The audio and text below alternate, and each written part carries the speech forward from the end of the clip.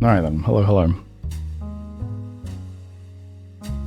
I think last time I streamed I said I'd be back tomorrow, and then I didn't stream for like a week, so whoops. What can you do? This probably isn't a great game to just suddenly take a break from, because I'm probably going to forget all the leads I was working, but let's try and remember what I was doing. Let's see. Okay, we do have a lot of stuff boxed off though, that's good.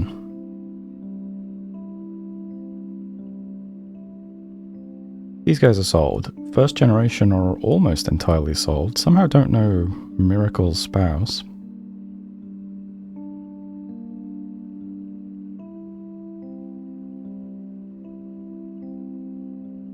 I think some of this stuff was like the last stuff I did. Oh yeah, I vaguely remember... And the artist through the politician leaflet, I think it was.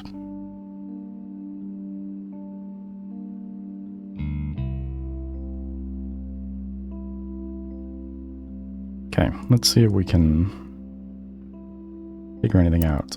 Why is there a 1 on this? Let's see. Okay, recap. Roottrees sisters and their parents died in a plane crash. Next evening, a shadow figure appeared. Said lawyers were looking to sort out the family tree. Yep. After some time, they returned with new resources. A photo of Carl's generation. Before they called you, you heard a report on the radio. Seemed important to your investigation. Search online for WRTD. I assume I already did that. WRTD.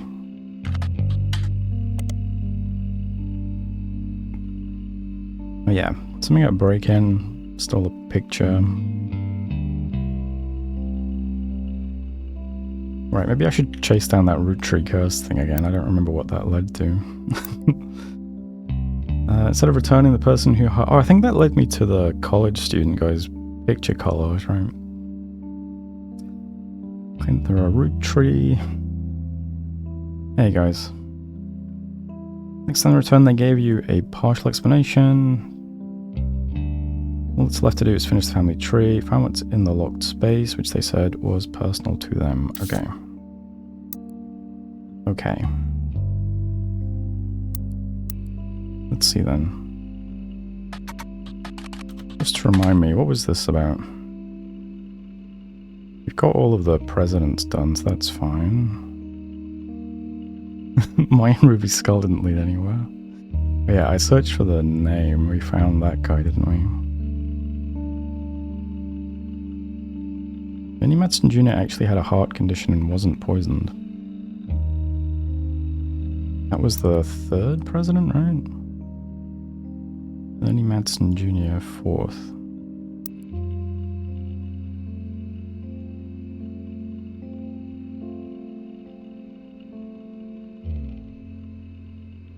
Seems that Operation RT-29 is real. Roottrees 29? What was this? You find more conspiracy websites. Some people out there claim that the Roottrees are changing the candy recipe to include more and more chemicals, and that this was done in cooperation with bad actors from an unknown government. They claim that due to a loophole in the calendar, it is possible to get away with nearly any crime on a leap day, as long as it isn't discovered until after the day is over. And that every 4 years on a leap year, the Roottrees company hosts a meeting with foreign agents to conspire to poison our children. Dude, this is huge if true. The proof is that Roottrees candies contain polyglycerol polyricinoleate, an ingredient of the candy that wasn't there when it was first released. Claim it is added in an attempt to addict people and eventually induce mind control. The website claims to sell pills that counteract this effect for children that have already eaten Roottrees candy in the past. You do an additional search for polyglycerol blah blah blah, and it seems to be an emulsifier in chocolates approved by the FDA and widely used across many products. Really?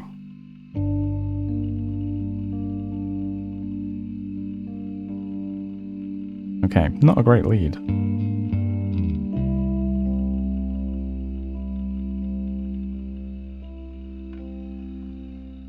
Wait, What is this mysterious FDA? No idea, damn. What else was there here? Did I search for Thomas Overwood? Let's see. Thomas Overwood seems to have a few different sites about mysterious deaths and curses. In addition to the Roottrees curse website, you also find one about the truth behind Spirit Cola, which claims that Spirit really stands for Satan's plague is returning in 2000. And that in the year 2000, anyone who has drunk Spirit Cola will die. Another website is Stock Markets and the Devil's Numbers, which claims that if you multiply any stock's price by 666, and also multiply the current year by that same stock's price, then add those two numbers together and divide the entire total by the stock price, and finally subtract the current year, you'll always end up with 666. That's crazy. Spirit Tolkien looked into every conspiracy. Oh. Spirit Cola is a carbonated drink only found in the southern US. It comes in various flavors, including lemon, lime, and cherry.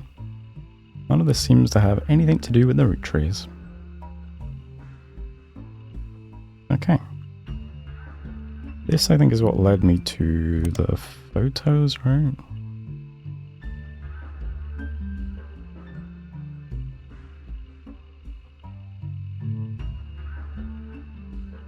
Okay. Let's see. Davy, Bethany, Stephanie. Stephanie we go up.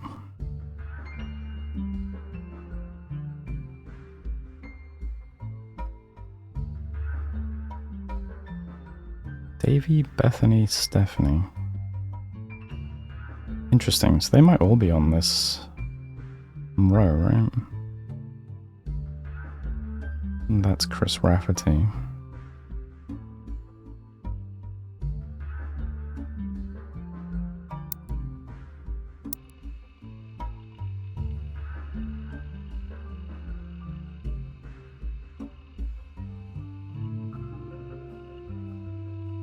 Davy's younger sister, okay.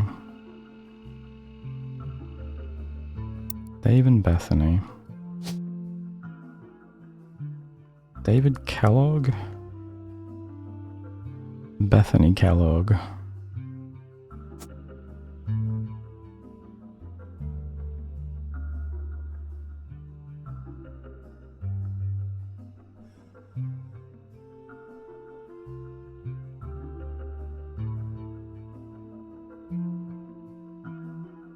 Let's see.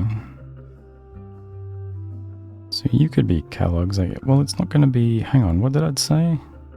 Well, I guess if this guy's David Kellogg, then... Don't know if this is a man or a woman. What else have I got? This stuff. I know these guys are probably Ronald and Robert or something. Don't know much about them, though.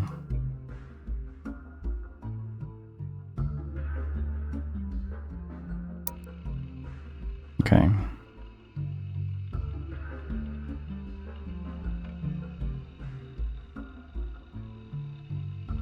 I think I already searched this as well, yeah.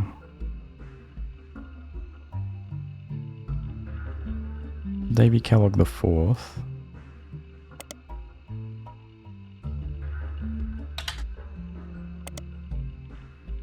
Okay.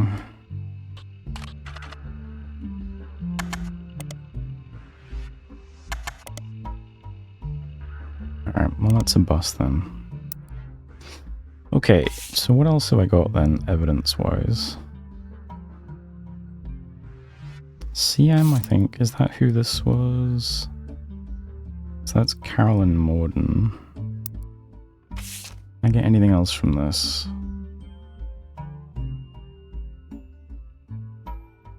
Except from the Butler County Times. And this was a letter to Carl, which is the dead guy. Okay. I guess that's that for now. Next we got... I think I looked through all this stuff as well.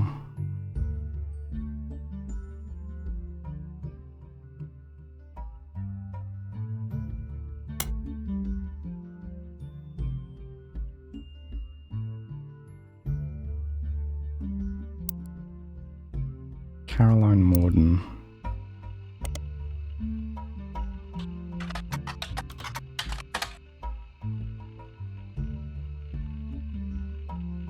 She was one of the youngest in her generation. In her late teens, she felt betrayed when her sister Gwendolyn... Oh, so is this Gwendolyn? Must be then, right?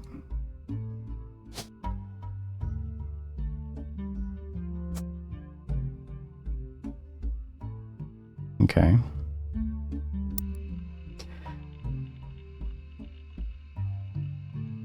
Her sister Gwendolyn and cousin Bonnie gave up on dreams to settle for boring men.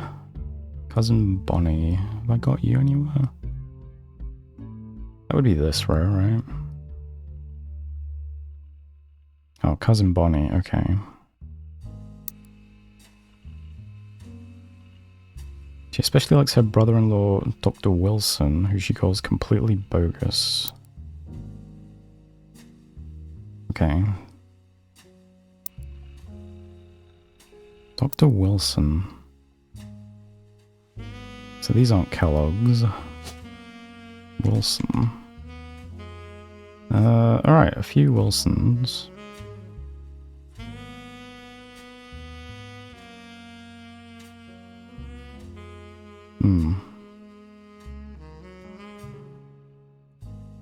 So I need to find the names from this generation.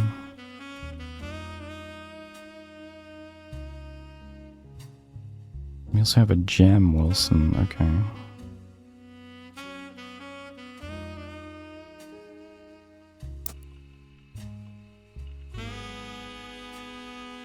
Out in the environment, she married a man who was the opposite of boring, which was an overcorrection. Okay. She comes out strongly against the Roottrees company's effect on the local environment, and I should still make sure that this... because I've already forgotten what that name was. Wilson? Alright, this is some Wilson, I need to remember that. These are all the Wilsons. Rue's how she was not able to convince her father, Zach, to make changes to policy. Yep. She also explains that her marriage to Mark led to the most volatile moments in her life, all negative, and that the only thing he ever gave her was a daughter. Okay. So is this going to be someone Landon, maybe?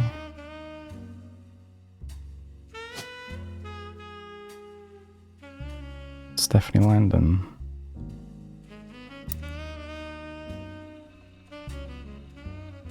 Leaving them all behind for good has pushed her to pursue her true loves, art and the beauty of women.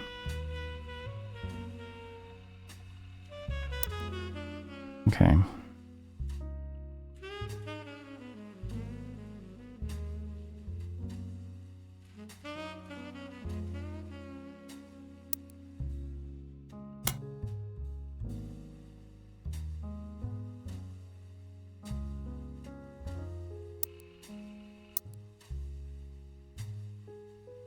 Oh, I see. So did she end up...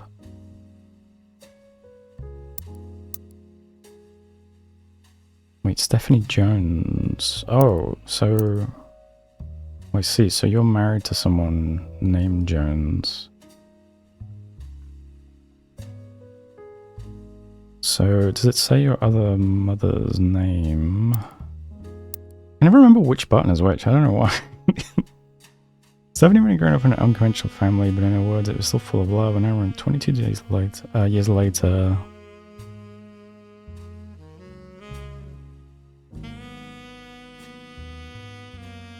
Doesn't say, does it? Okay, Stephanie Jones.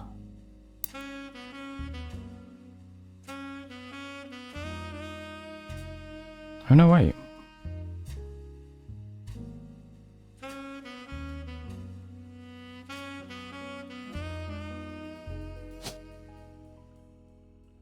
Oh, Brian Jones. Maybe it is.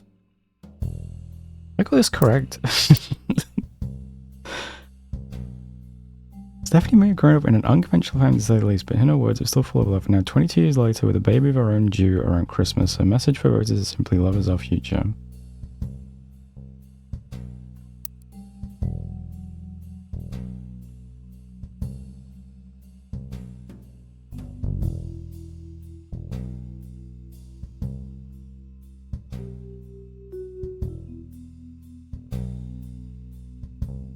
Yeah, Stephanie Lynn, okay.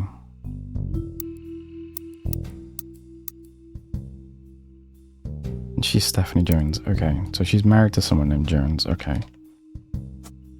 So that's all correct then. I just need to know the other, I assume, woman.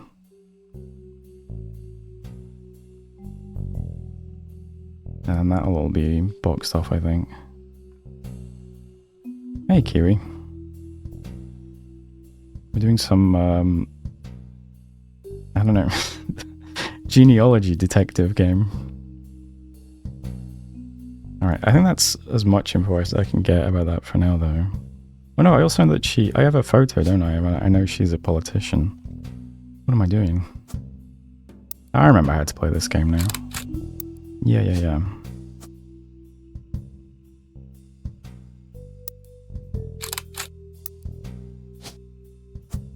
Okay.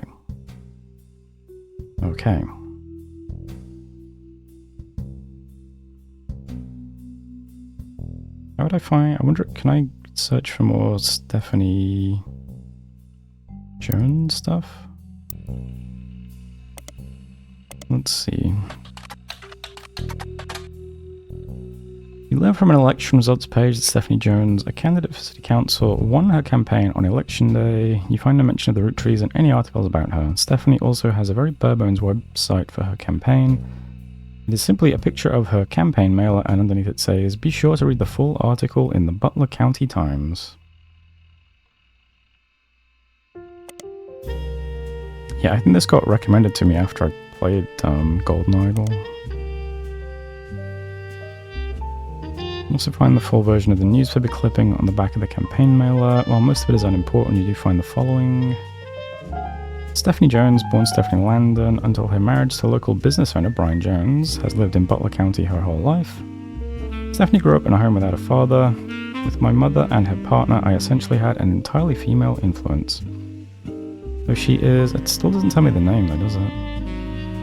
Though she is a distant cousin of the Roottrees, her mother Caroline, a local artist, has often come out opposed to the corporation's policies regarding deforestation of indigenous trees to expand their maple farms. Unlike my mother, I'm not a fighter.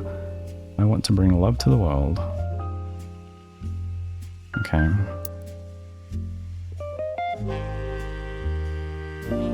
Anything else on Caroline? Maybe in the Butler County Times. Looks like I've read this before. What about Caroline Jones? No.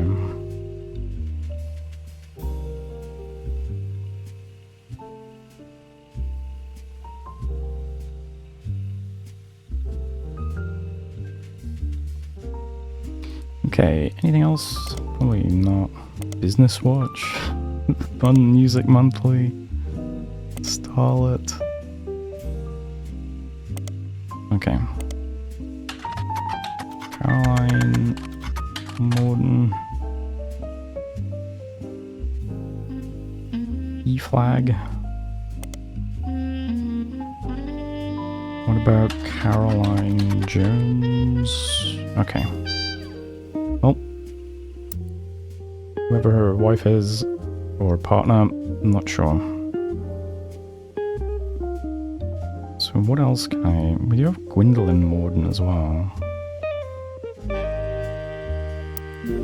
Any chance you come up here? Wind O-Line.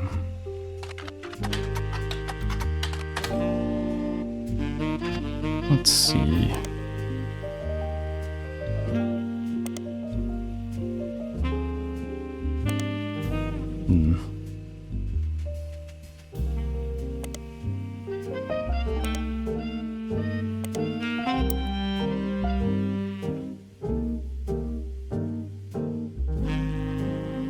Okay. Next up.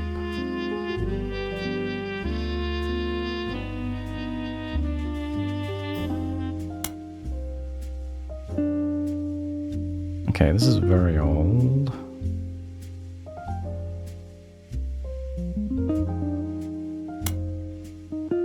This we've been through pretty thoroughly.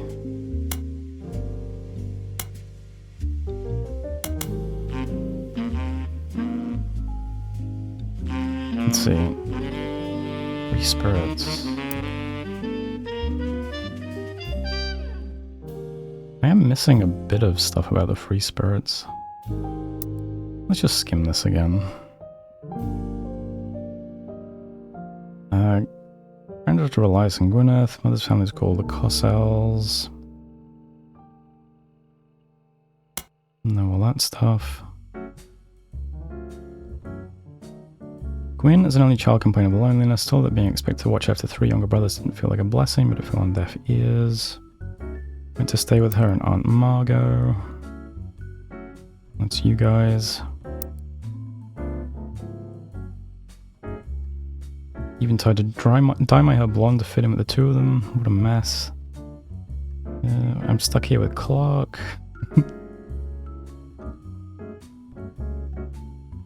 She gets to be in Starlet. I think I boxed off most of that stuff from that era.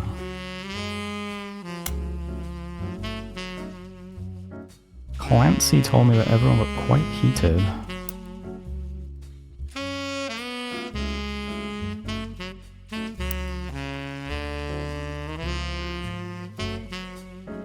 Don't think any of this is going to help me at this point.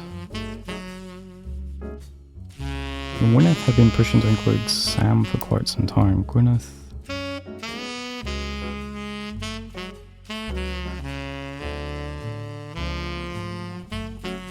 Where is Gwyneth?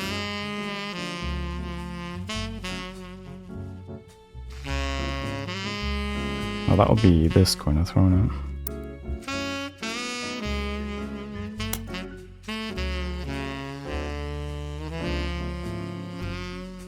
Swashbuckle. Did I ever search for that book? Let's see. Lauren Roottrees, Swashbuckle My Heart.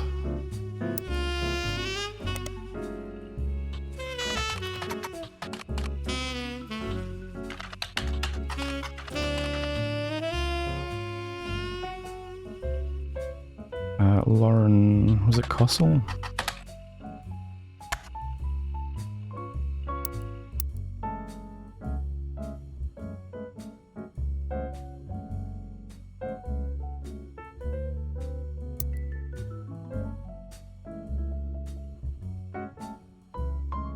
Rafferty.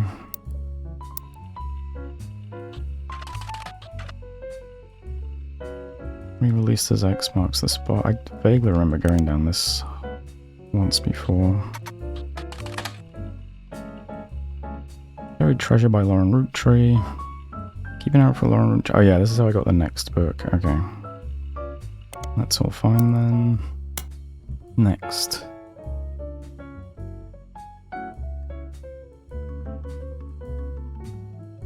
Have I not used your photo? Oh, it's just not locked in yet, is it?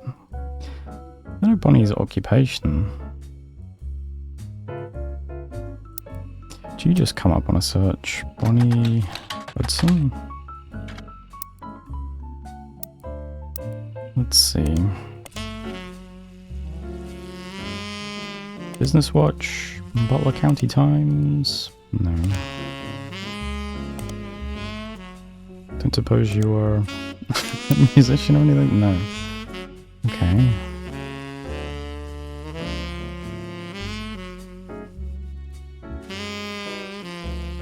Boys and Girls Agree. Let's search for that. I think I've also done this as well, I think. Both of them agree that Roottree is their favourite. Okay. Then we got the updated book with details about Sam.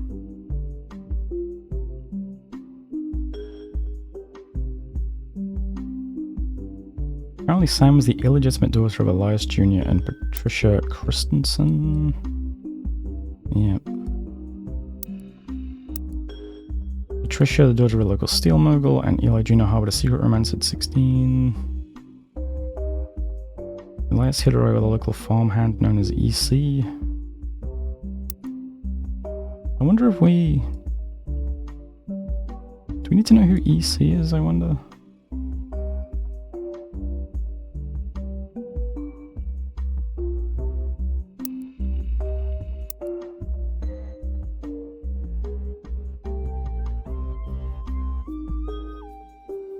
When Patsy and Eli Jr. finally married, Elias decided Sam should have been a Rootree in the first place.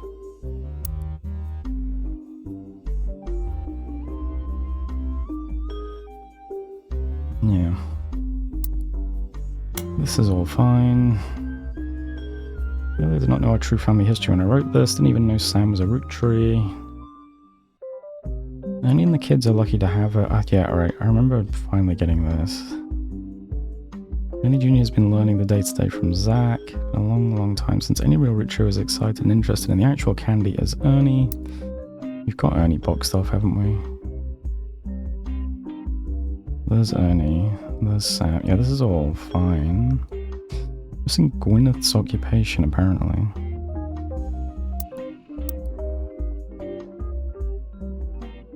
There's a bonus. Gwyneth has the green thumb of her mother.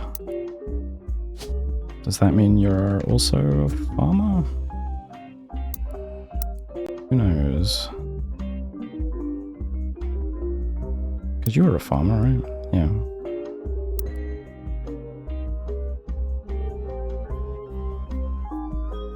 When I moved to Shane, I was not figuring it all out myself. Sam's a spinning image of Patsy. Doesn't have the thick glasses Patsy did, of course, but I guess that skips a generation. Her children have that covered. Yeah, that's how we identified these people. And this is all fine. It's hard to explain the look on Pot's face when they read that the farm's operations would pass to Samantha Rootree for as long as she was willing. I got flashbacks to when Zach was made president. Mother reframed it a bit to calm him down. Sam wouldn't receive any candy money after all, and was essentially inheriting the right to rule over the peasants for eternity. Pop warned us away from that farm for years, never met EC in person. But Pop once referred to him as a confirmed bachelor, and I suspect that's why he kept us from there. Sam had to grow up in a house with him and his roommate, Mr. Miller. Okay, I guess they're not going to be on the board then. Not sure Sam will ever forgive Uncle Junior or Patsy for abandoning that life. No problem with us next gens, but she has a palpable hatred for the Five Pieces and Elias and Gwyneth. Okay.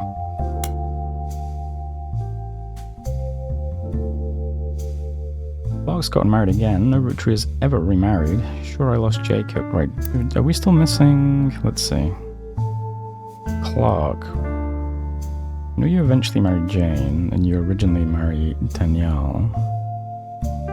I'm not sure who your second spouse is, though.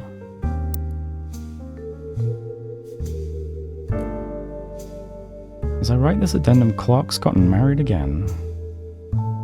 That's all we get, I think. The way the world's moving, I guess it was inevitable someone in this family would remarry. I just wish it wasn't my son. Apparent disrespect for marriage is due to the lack of a real father. I did what I could, and Lord knows Eli C. stepped up and helped. More than I can say for Clancy or Edward. Eli C. practically raised Clark and Jim as brothers whenever he could. I think that was this guy, right? Yeah.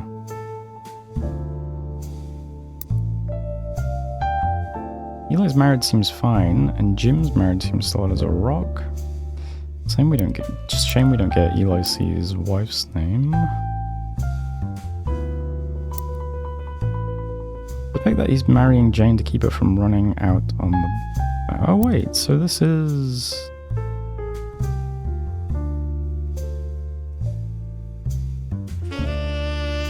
I have the photo correct.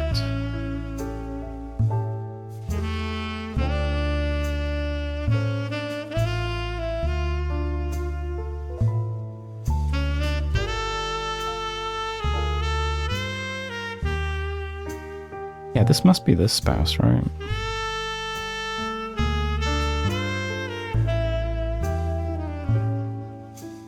Although no, based on what she's saying, it must be this spouse, right?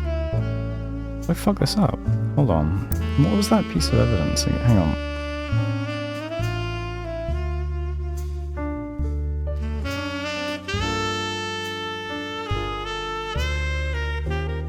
Is that right? This addendum clock's gotten married again. I guess that could be the third time? Doesn't sound like it though, does it?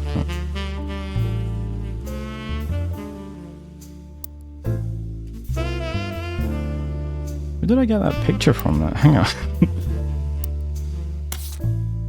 Let's see. This?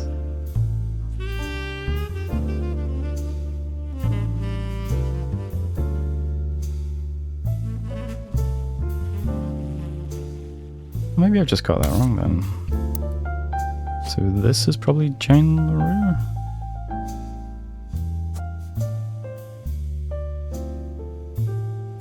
Although, that makes this very odd then. Why would they be Rafferty LaRue?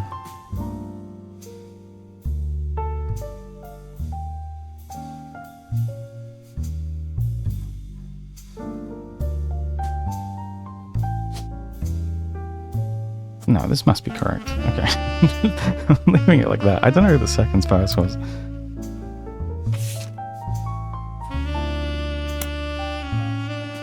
Biggest complaint I got after publishing my diary was how many similar names there are, and I get it.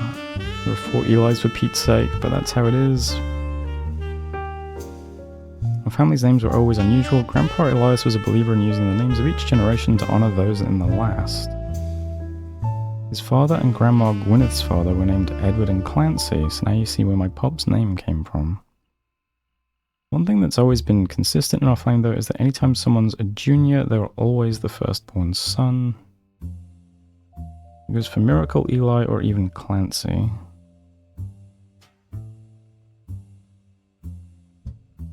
Okay. I remember once receiving certified mail for an Edward Clancy Roottree. I had to break the news they got my father's name backwards.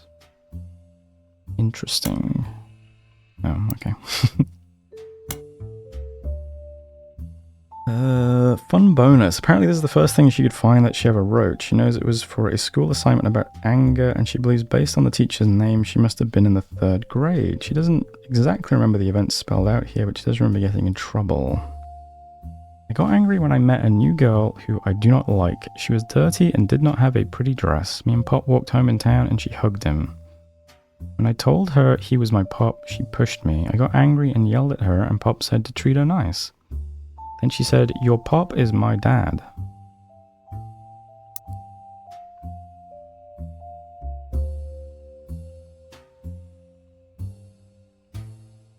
Oh. Interesting. I wonder if that will come up at some point. She was lying to me, and lying is not a nice thing, so I pushed her too. Then I got in trouble. Then Pop took her away. He told me, "Don't worry, I am glad she is gone." Interesting.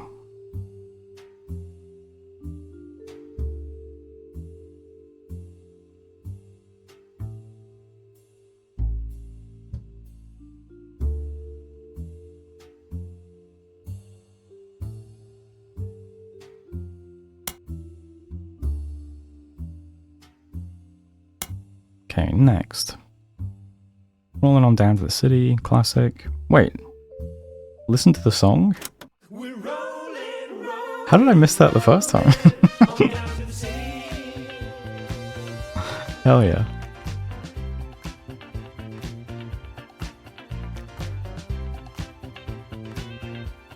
MMM. That's this, right?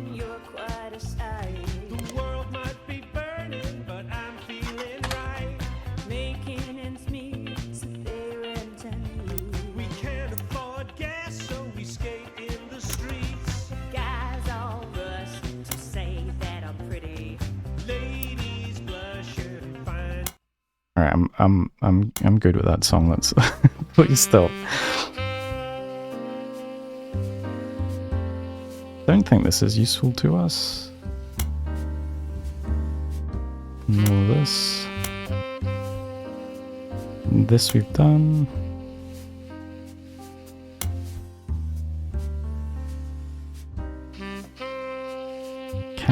Nikki and Nina.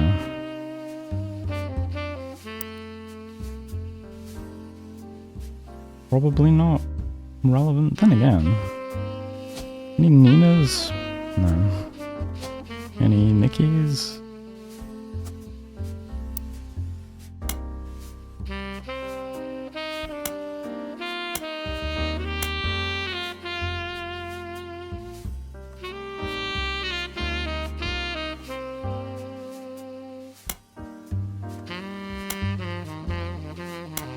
I think we're done with all of this stuff.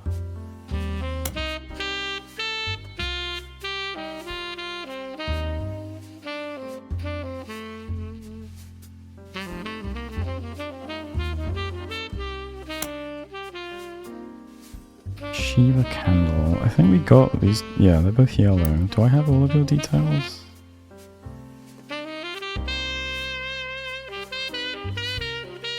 Where are you?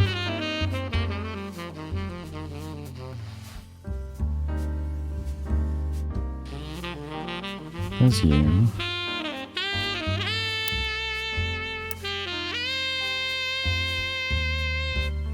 And there's you, okay. So that's good. Colin Brenda, I'm sorry you were unable to attend the funeral. Any more than anyone else on earth knew how busy your job can be. Close a Shiva candle identical to ours.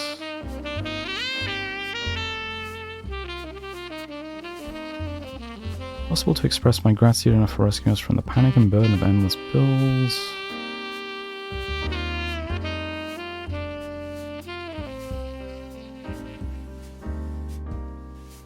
Carl and Brenda, we got all that? Yeah.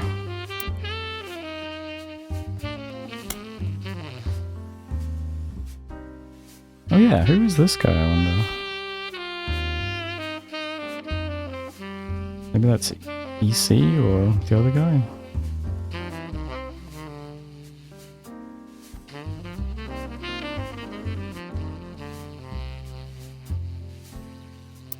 Are we missing any?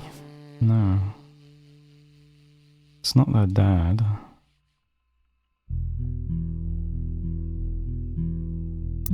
How interesting.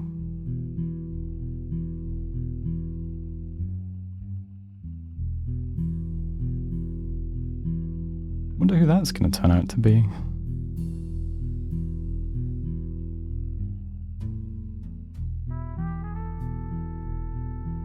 Taken in 1935 to celebrate the move to the new warehouse that Eli Jr. designed. Oh, I guess I could have gotten that he was an architect from that, huh? I do have that, right? Surely. Yeah. Angie and I both wanted to be in the photo since Miracle was in it and the three of us were all about the same age. We were told only the 5 pieces, which really didn't go over well, to say the least.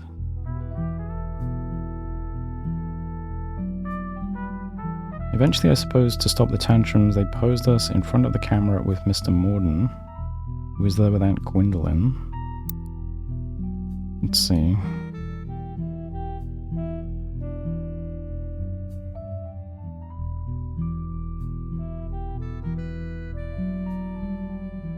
Right, okay.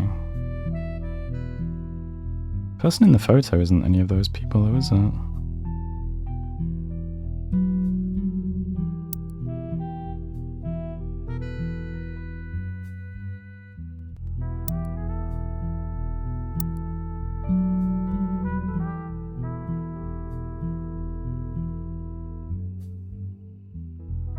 Angie and I both wanted to be in the photo.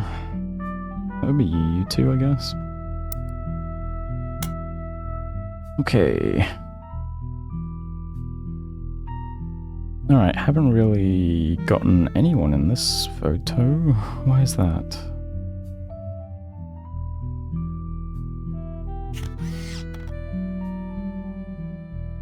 That's definitely an Eli. That down on the board somewhere.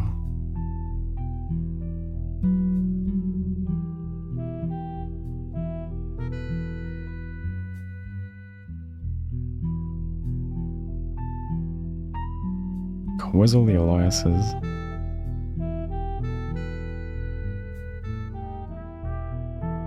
Isn't Eli missing a photo? Oh, here we go. Okay. Oh, I just need his occupation. Elias M.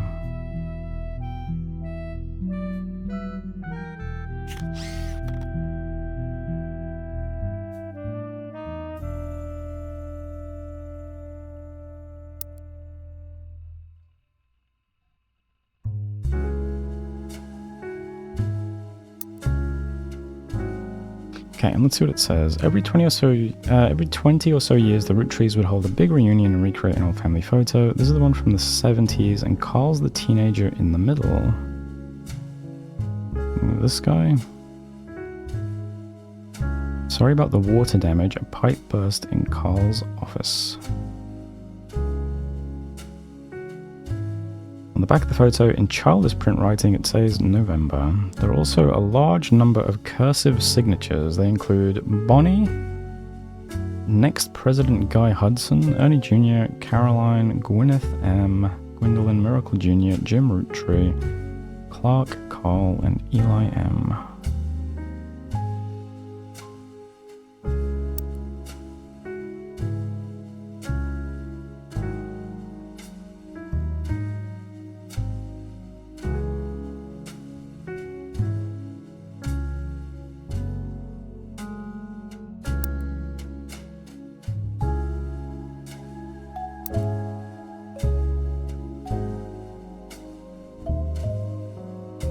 I wonder whose child this is, then.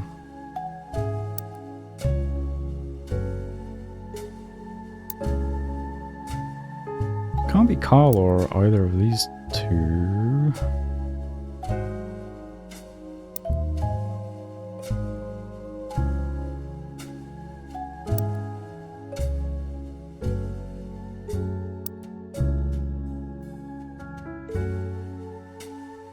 It'd have to be someone who's in the photo.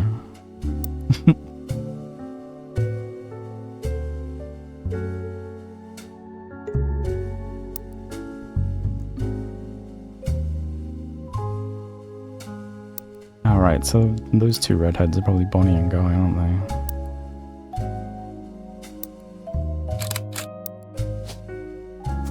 Let's see.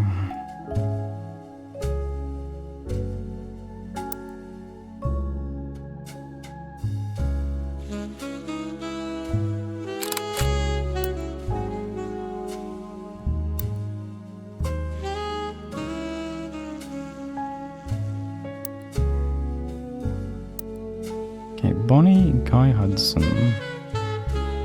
Ernie Jr. So that's you. Caroline.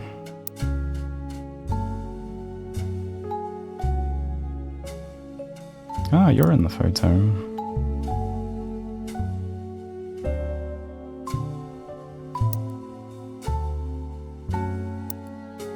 I would maybe the one with the beret.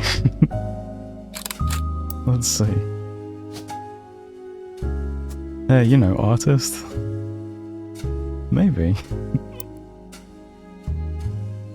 Gwyneth M.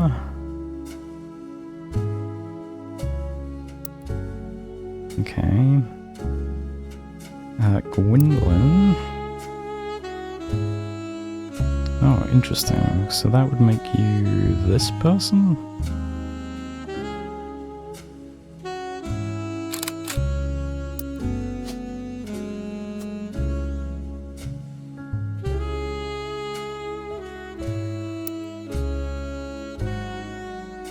Miracle Jr., Jim Roottree.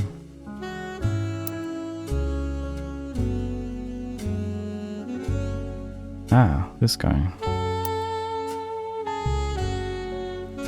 Probably him? Looks kind of intense.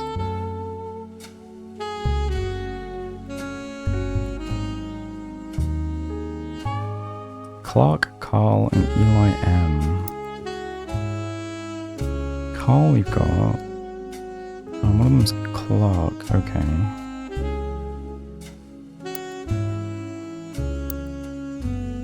Alright. You are definitely Clark.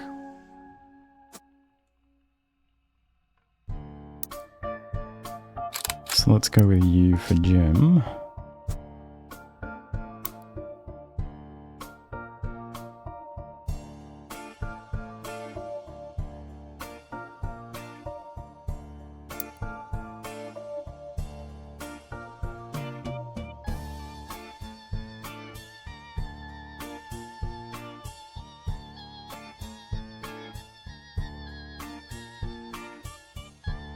This is probably wrong then, right?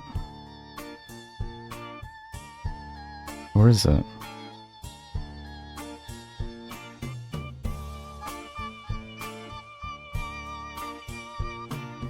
Everyone else is in this generation. I guess Miracle Jr.'s in there too. Maybe it's fine.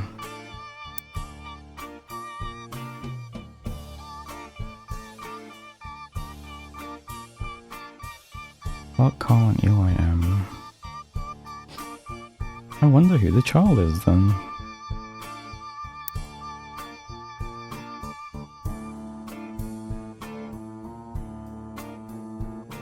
Could be Elias's child then, I guess. Since he is from the older generation.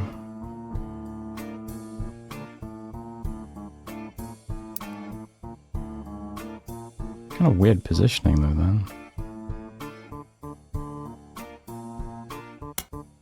Okay. Right, next generation. Who is this child? It's the only person I'm missing.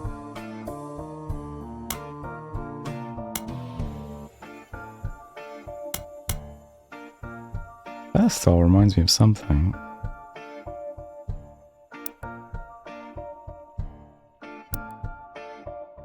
Let's see, if that is Miracle Senior, that could be Junior then, right?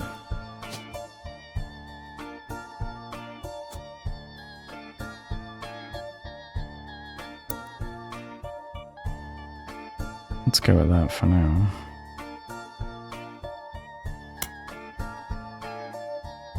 And these are all correct. Witness the power of the Lord in the Summer 96 3 Generations of Miracle Tour.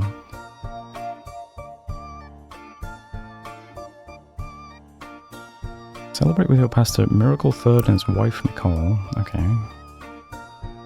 I don't know Miracle Jr.'s wife still.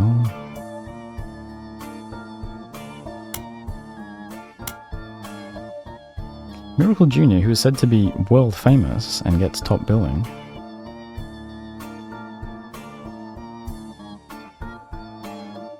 Okay.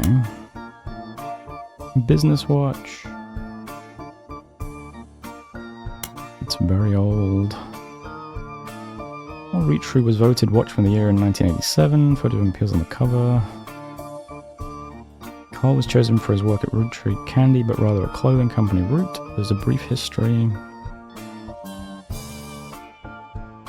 Let's see, I think I know all. Is there anything missing in this area of the... No. All of this is pretty much solid.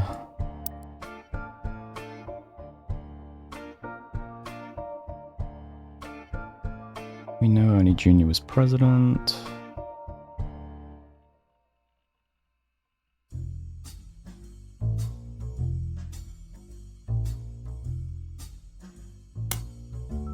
Next up, Wolf Picture. Found a picture of a Christmas card from Jim and Diamond to their fan club in 1996. I think that's all we need from there.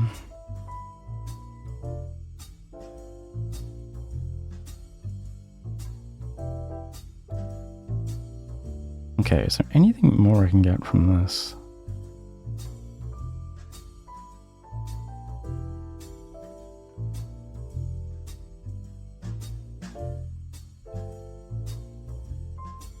Love is our future. Any chance that has hits? No. Carl, I know we don't see eye to eye. This was from Caroline, right? When it comes to the candy company, but if you could talk to your girls about putting out a statement supporting Stephanie, she could use the publicity your daughters bring. Okay, what are we missing over here?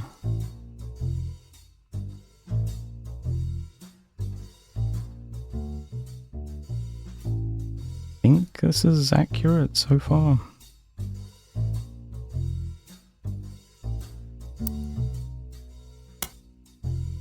Then we've got, let's see, Caroline standing next to her sculpture Atlantis' Burden. The sculpture is one of many works featured in her upcoming book. Does this have any hits?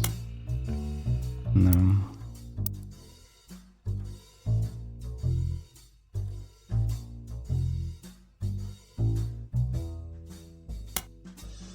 Teen Blast. Let's see, what am I missing from... This is all fine. Let's see, anything about any cousins or anything? One important thing I learned from an early age is that dreams are not outside of our grasp. My grandpa was a college professor who taught lectures about history. Yep. He always told me that history was full of people from famous families who wasted their fame and fortune by taking it for granted. Instead, he told me I should go out and use my name to accomplish something. I think he may have practiced that lecture a lot because I have other people in my family that have also made the Roottrees name famous for things besides candy. His older sister even wrote a book that some of my friends tell me they had to read in school. It's Lauren, right? Yep. I took his advice and now I work with my mom designing clothing. I help decide what colors and patterns I want to model, and she designs the clothes with a team of amazing men and women. Don't need your profession. Although my grandpa passed away early this year, Grandma Laura tells me he was really proud of what we've managed to accomplish. Yeah, that's all fine. What does this actually tell me? Intuition. The numbers in the magnifying glass refer to how many clues are connected to a specific piece of evidence. Okay. I mean, I guess I've found it all, right?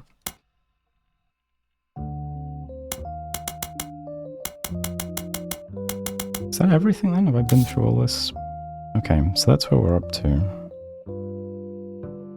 What do I have in my notes now then? Raffatunes. What was this?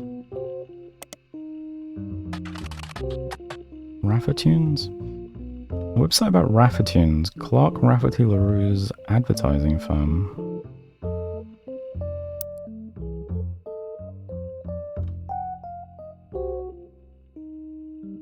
Okay. On it there is an about page and you find a picture labeled the inspiration for the famous Super Bowl ad campaign. Oh right, okay, that's where I got that clue from. Below that is more detailed. Clark was in a department store getting a family portrait with his wife and children, and when his wife was trying to get his youngest Katrina to calm down for the picture, he had the idea for the Roottrees Super Bowl ad. Okay. Can probably get rid of this thing.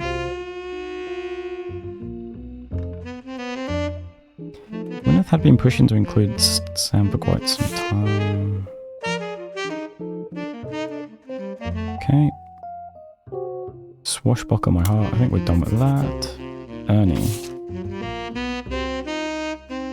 We are done with that one. Ernie, 4th president, married to Debbie, child Nicole. Pretty sure that's all done as well. Yep.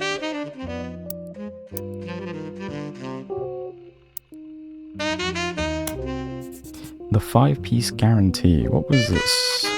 I think this was about getting money or something.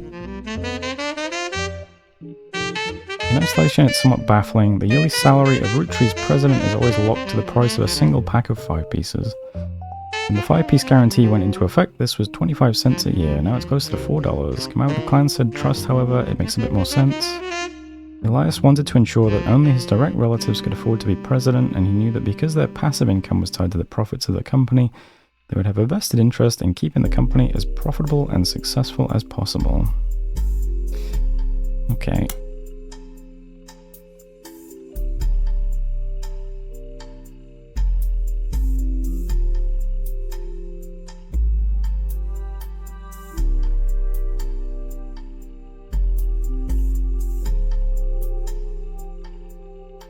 The Roottrees versus RR. I vaguely remember this. RR attempted unsuccessfully to remove a fellow family member from the trust. Do we know who RR is?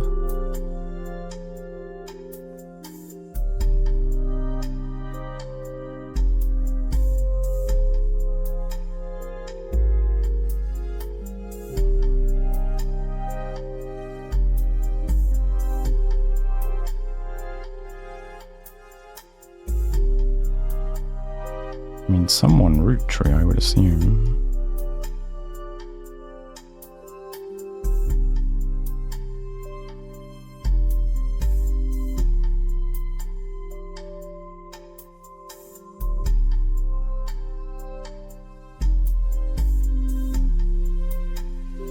Probably not one of these girls.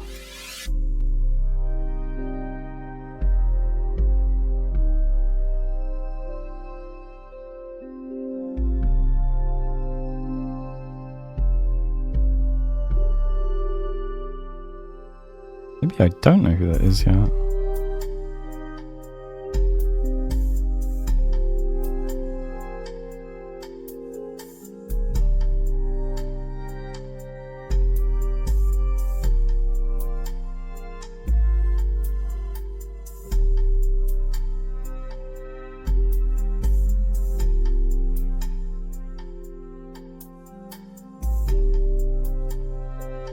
Oh. That doesn't make any sense.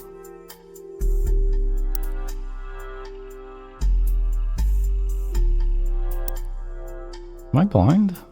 Miracle, Margaret, Clancy Edward, Elias Jr., Gwendolyn, Angelica Zachariah, Samantha, Lauren Clancy, Elias Edward, Win, Miracle, Elias. I guess it could be someone from this generation, right?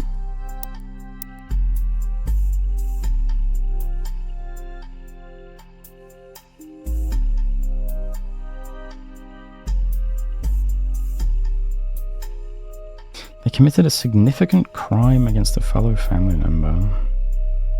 This must be about Sam, but maybe this will come up later. Who would RR be then?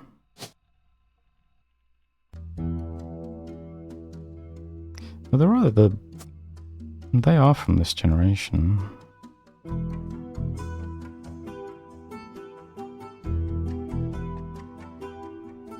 Why would they have a bone to pick with?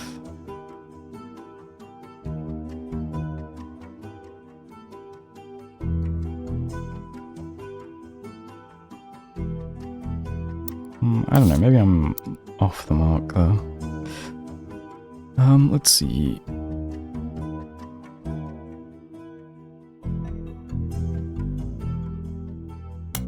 I can probably delete that.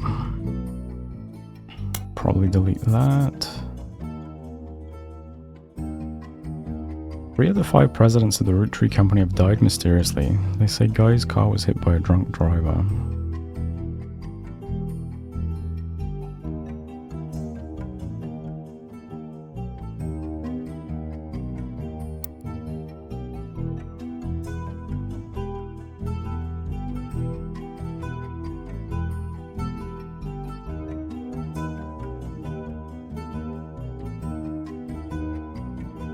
This was David Kellogg, right?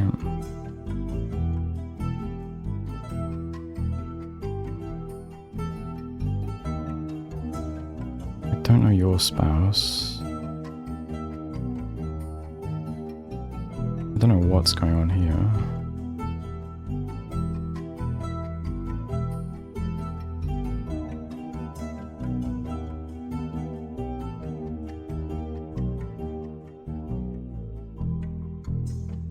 Has to be these two though, doesn't it?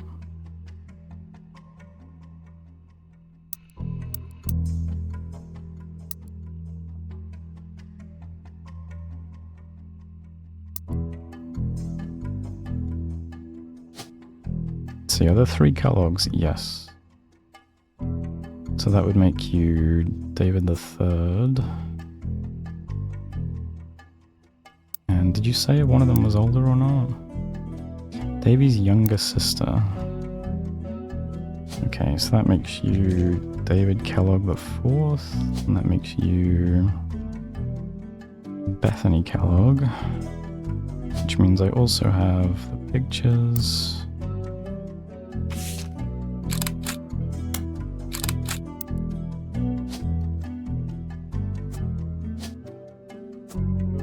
And I guess you're all students? College, maybe?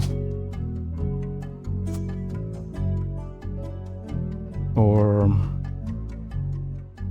wait, what are you...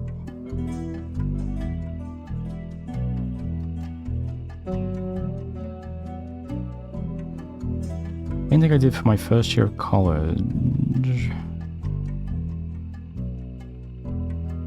Okay, let's assume they're college age.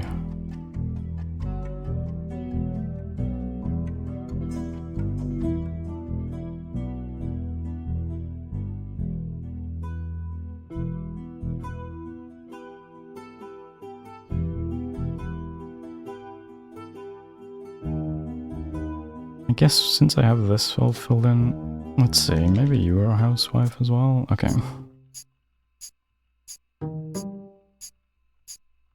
Since I couldn't find any information about her job.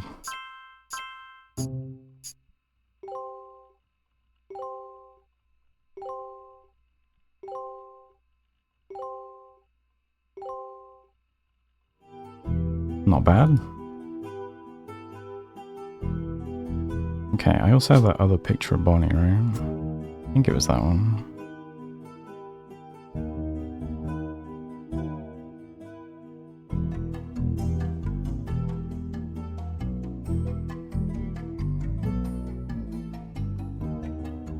Okay. So this is finished. Strange I don't know anything about this. I wonder what I've missed.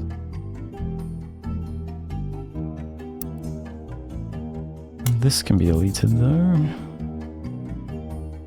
Apparently in 1981, Carl got quite drunk at a charity event and broke his arm falling down some stairs. Interesting.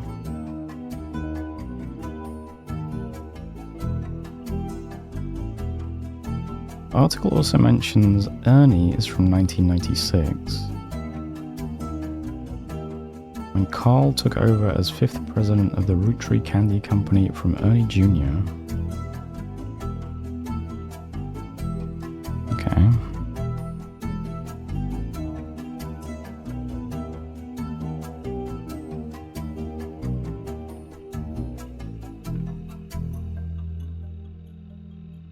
Okay, so where does that leave me? How do I find out any of this stuff?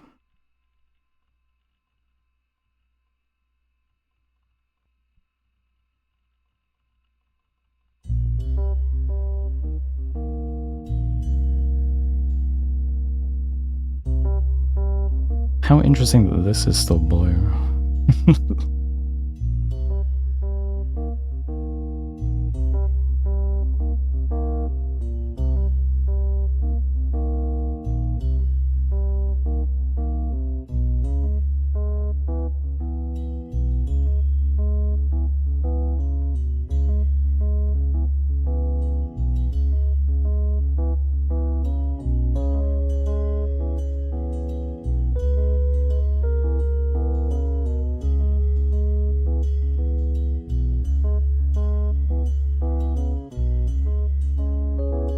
Alright, let's start seeing if any of these people show up in the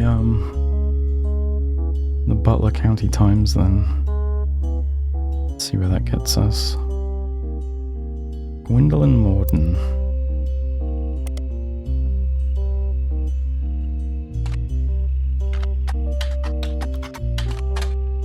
No. You might also be Gwendolyn Wilson.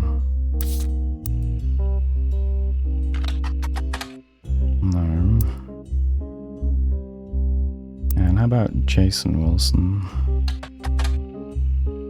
That's a bust.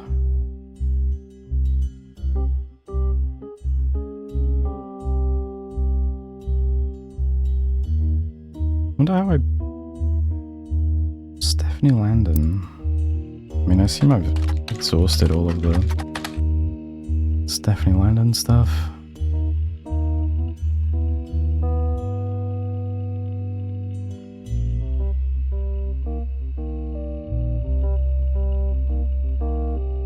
Stephanie Jones.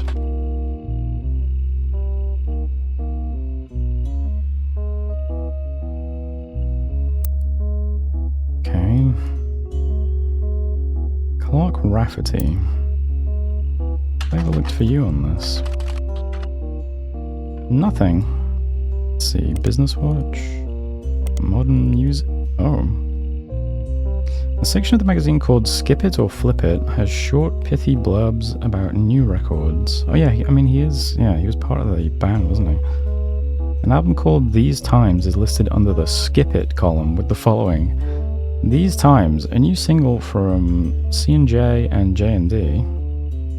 Clark Rafferty, Jim Roottrees, and two of the LaRue sisters. Amateurist folk style songwriting is catchy at times, but ultimately doesn't do anything new.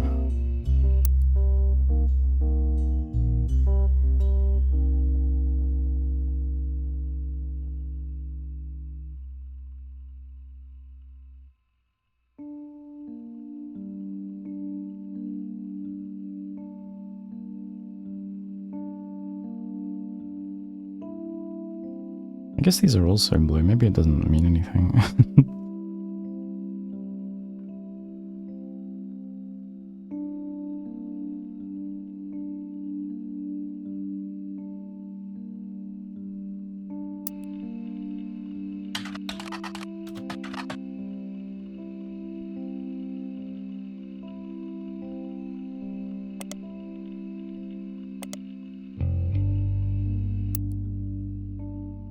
Jane LaRue.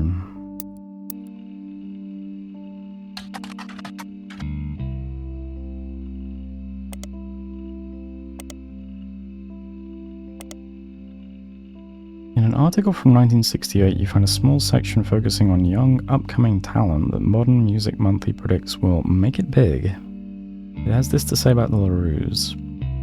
The LaRue sisters got their start doing session work for their great-uncle's record label.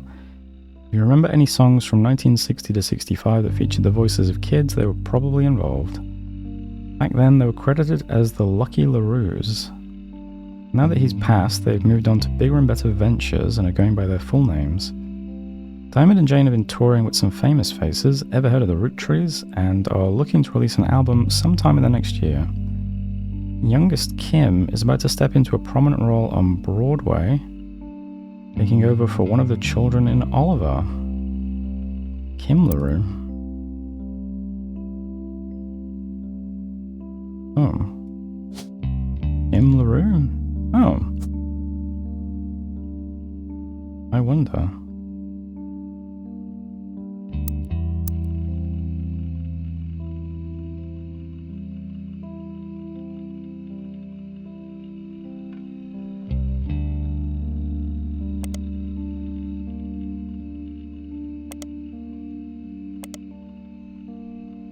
Jane Delavecchio is listed on a talent for hire site as a wedding singer.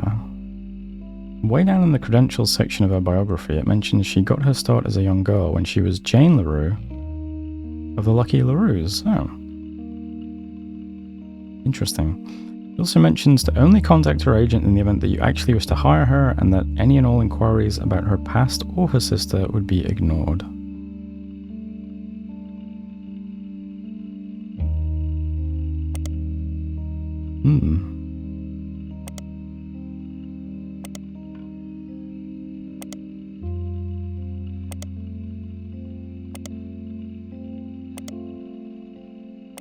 Okay. Does that get me anywhere? I'm not sure. Kim LaRue.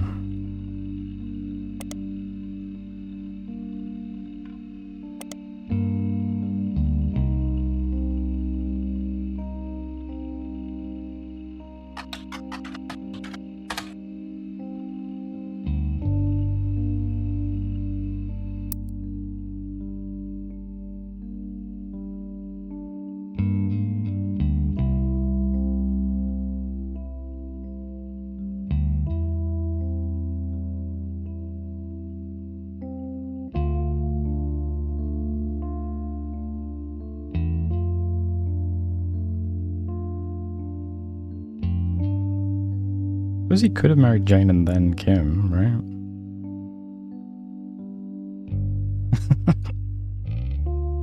Why wouldn't this guy be Chris Rafferty LaRue, though? And again, it's not even their real name, apparently.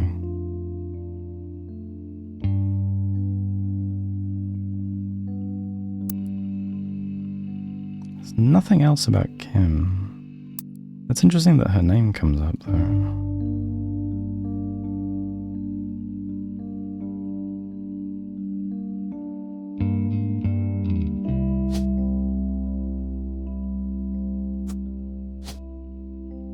I mean, that could be a thing. I'll just keep them down there anyway, so I remember there's two of them.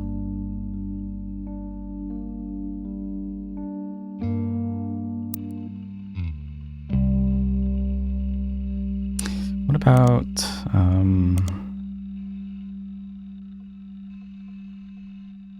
Diamond LaRue?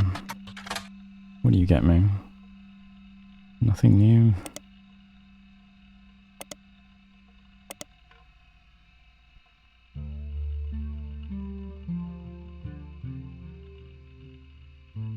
And again, I mean, it's always credited as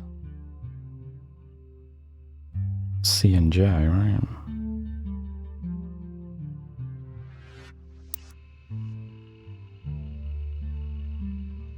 Although Jim writes the majority of songs, plays the guitar and often sings, Diamond is considered by fans to be the band's lead singer. The band never had another hit, but has its fans who refer to themselves as Diamond's Dazzlers. The rest of their music is more folksy and acoustic than the one song they were known for. Jim and Diamond continued to release music through the 80s. Other albums you find mentioned are Cherry Tree and The Sound of Laughter.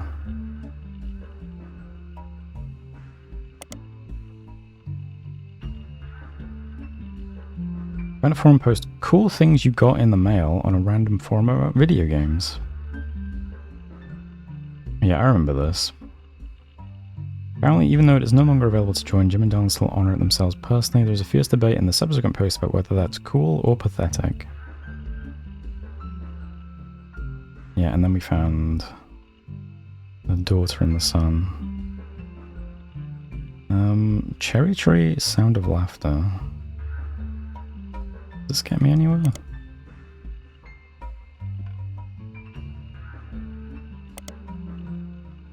An album by Jim and Diamond released in 1989. You can't even find a picture of the cover. It doesn't appear to have been very successful.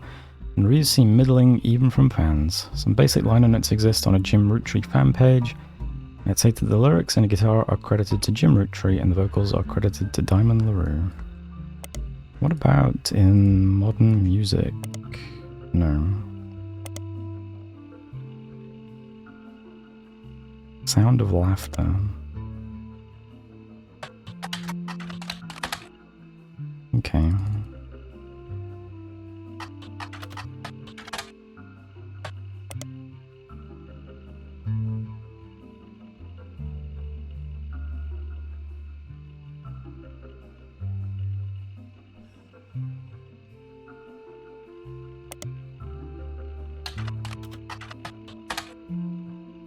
And this is just nothing, I guess.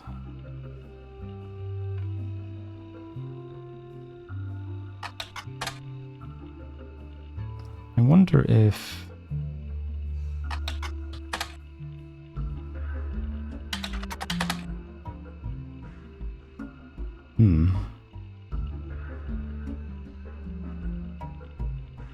Okay.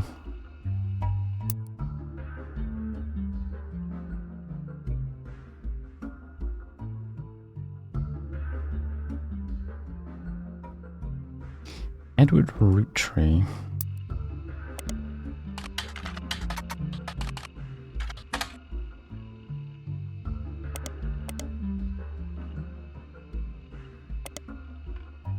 Nothing in Business Watch. Okay, probably nothing then.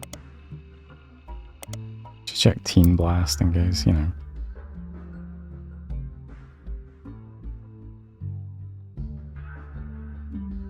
Okay, Gwyn Roottrees. Seems weird that I haven't found more stuff about her family. Let's see, Gwyn Roottrees.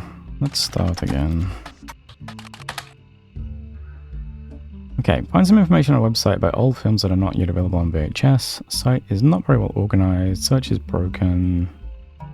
Roottrees is a somewhat well-known actress who was active in the 1950s. She often appeared in tabloids, especially around the time of her highly publicized divorce. Biggest role was in the minor hit movie Guys Like Us. She left Hollywood after the flop of Christmas Mission. Widely circulated picture of Gwyn from behind the scenes in one of her movies. Gwyn was the granddaughter of Elias Roottree, founder of Roottree Candy. She shouldn't have been named Roottree, but her father took her mother's famous name, which was quite rare in those days. Okay, I don't think these go anywhere, but let's check.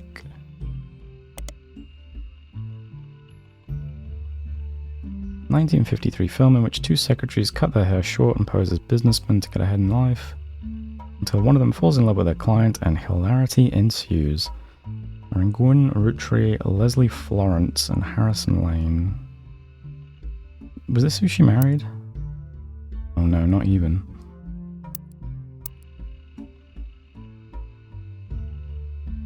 Leslie Florence, does this go anywhere?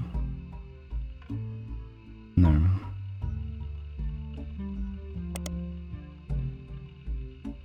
Let's search the minor people first.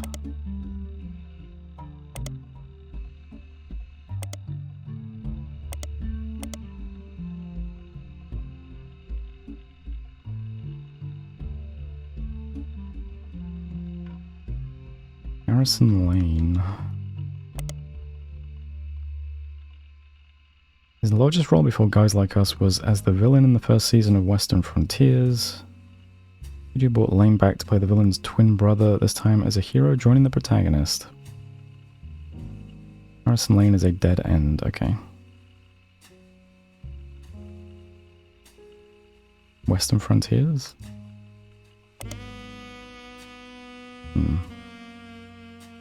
Well, it says it's a dead end, but, why not? This is come up in Business Watch.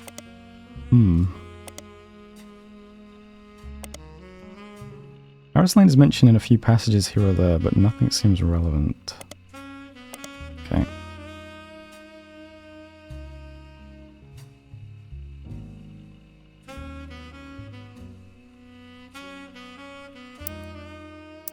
Let's see, what would your name have been? Cornwall. When Cornwall. You ever go by that name anywhere?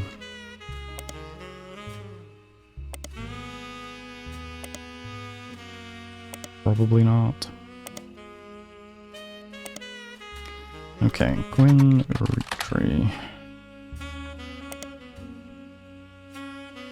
Most mentions were around the time of her divorce in 1958 from Wild Bill Williams.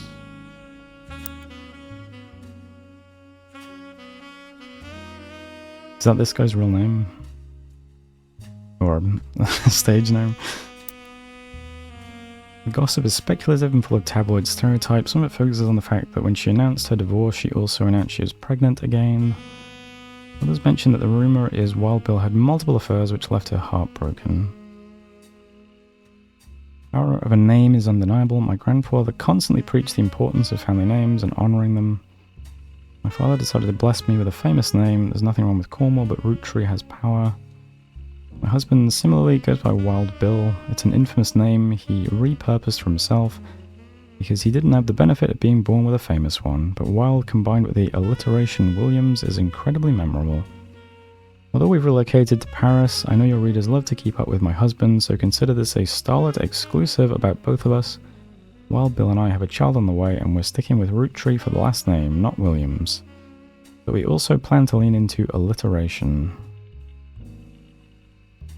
That's all we get, I think.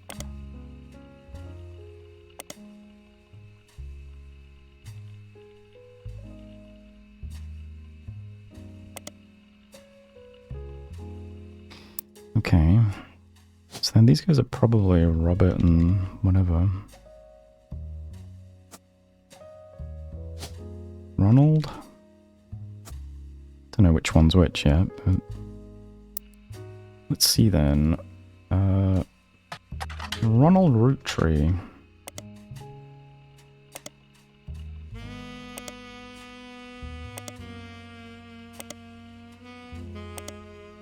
I suppose you're an actor? No. And Robert Roottrees.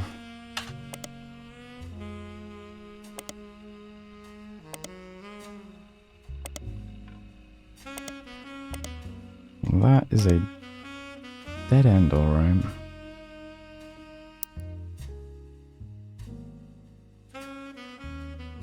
And that's that. Unless I can find Miracle's spouse's name. Miracle Roottrees. I think there's a lot about this guy though, isn't there?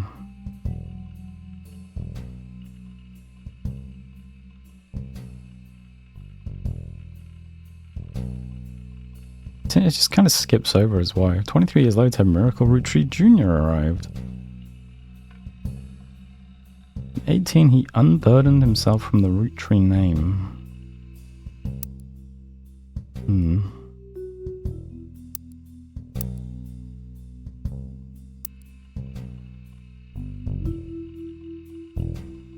Took his father's testimony to a whole new level. With the power of television, Miracle Jr. spread the gospel across the entirety of New England. He has since left the life of glamour and glitz behind to reach those places that need it most.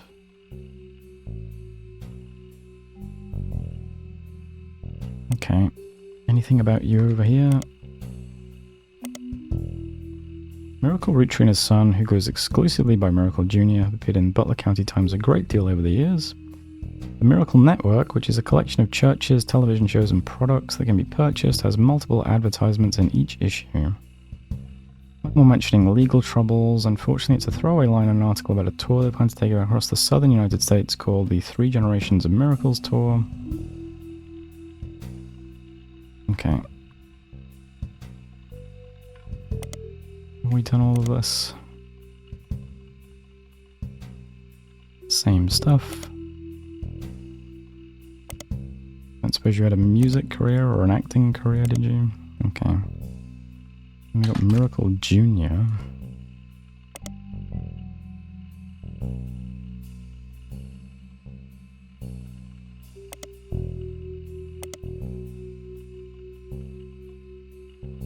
Miracle Jr. is a televangelist who is part of the Miracle Network. He used to have a show that aired on local access across many stations in the northeastern United States. According to a website called Clergy Watch, he was exposed and subsequently charged with conspiracy to defraud the public in 1979 when he claimed to heal someone in a wheelchair. The news expose revealed it was his wife Edith's sister in disguise. Oh.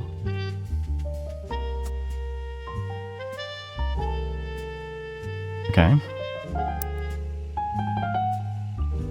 The author also mentions that Edith had a bit of a checkered past herself, but doesn't clarify. He has since lost his television show and instead goes on tour across the southern United States, where he was not well known before the scandal. Okay, well that's something.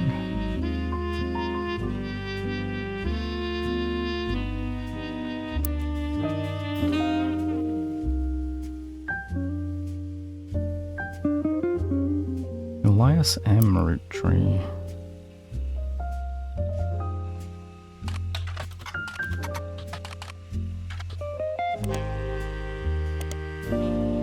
Doubt this will hit, but okay.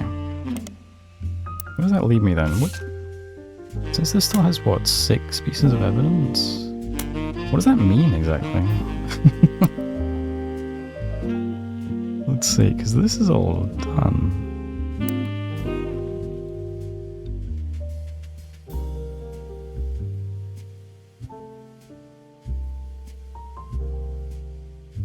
Better for Butler County.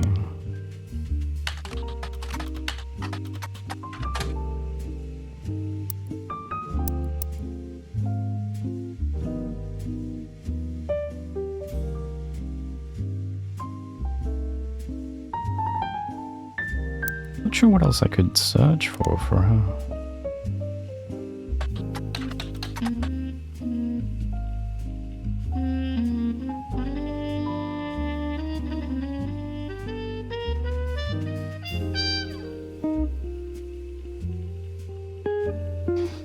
Stephanie Landon. Do you get any hits in Butler County Times? No, same thing.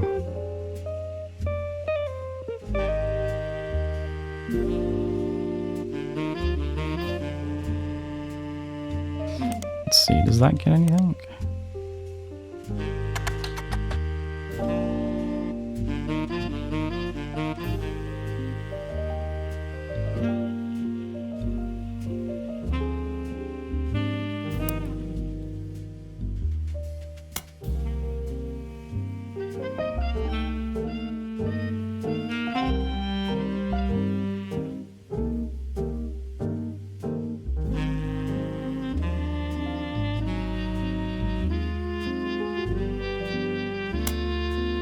Let me just check. Where's the whole... Right, so this is nothing now.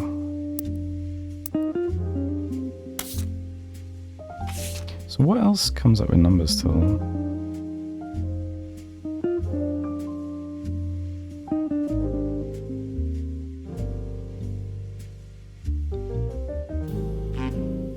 Love is our future. Does that get any... Whoops.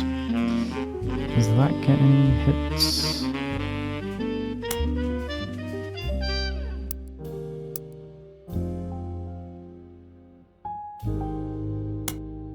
No, unhighlight. Okay.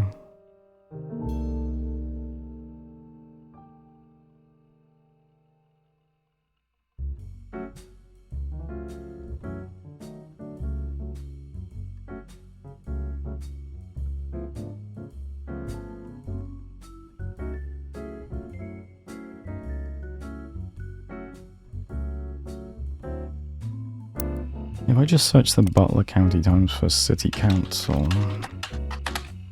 No.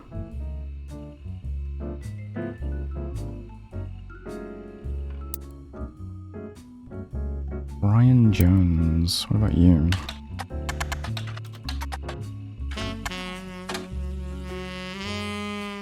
There are many advertisements over the years, as well as a small article from 1995 about Jones Graphic and Print. The article is a piece about Brian Jones taking over his father's print company after 20 years. Brian seems to not have let it go to waste as a marketing opportunity during an interview portion. I've been in and out of that shop my whole life. My father taught me everything there is to know when it comes to getting the job done right and getting it done quick. We've been a printing staple of Butler County for years, and even the Butler County Times uses us for their coupon pages a few times a year. Thanks, by the way. But still, whether you're a new client or one of our regulars, nothing will change. Come on down for the best prices on bulk printing anywhere in the state of Pennsylvania. Or search for us online. I designed the website myself. Okay. Jones Graphic and Print. How is this going to help me? Jones Graphic and Print is a company that, according to its website, has existed in Butler County for some time. The website seems fancy. It even has frames. The website lists the address, hours, and a few examples of clients and the type of work that was done for each. Stephanie Jones Campaign, mailers. Roottrees Candy Company, various banners and posters. Butler County, Holiday Light post banners. Miracle Network tour flyers. Roottrees Motors, coupon flyers. Oh. Roottrees Motors, you say? Butler County School District, various banners and posters. Butler Summer Theatre, posters and set contributions for Children of Eden. We also do web design. Come on in to get a quote today. Okay. What is Roottrees Motors? You find a hit for Roottrees Motors on the Jones Graphic and Print website. You don't find any trace of them on the internet. As a local business, they may be featured in other places. Okay. Whoa. There's an ad for Roottrees Motors in the paper. It seems Roottrees Motors used to be called Wilkins Motors.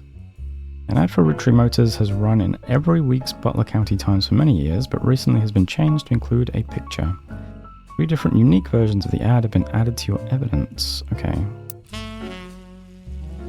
So this is still 6. Okay, now it's 1. Okay, I see. So what did we just get?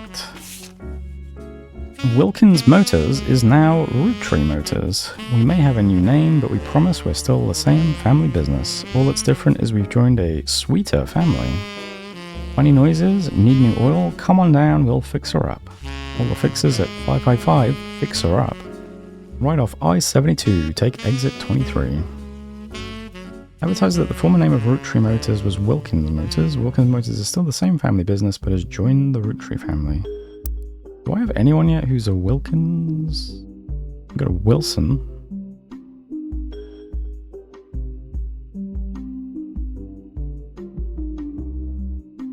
Wilkins.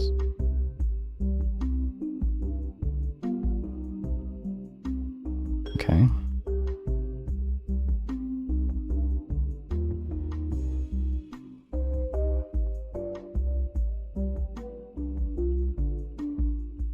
This is very old.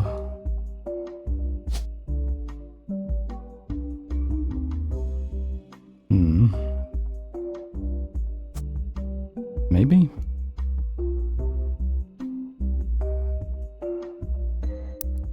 Where is this from? From 74 to 77.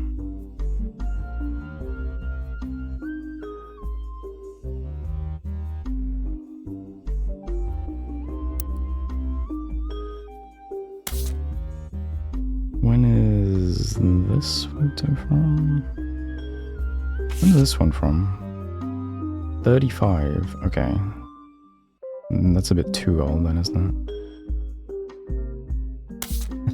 When's this from? 74, okay, yeah, wrong generation.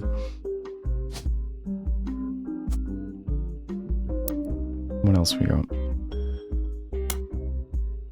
Roottrees Motors, your local family mechanic servicing the entire Pittsburgh area. Roottrees Motors are the local family mechanic. Ah. Tessa Roottrees. Okay, yes, they kept the Roottrees name. Maybe someone's wife is the original Wilkins.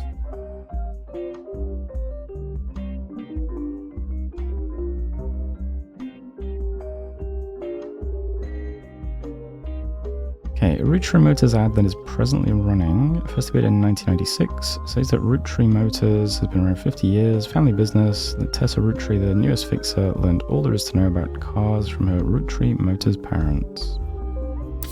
I do wonder if it's because, well, Eli here is wearing overalls. So that might clue that it's this.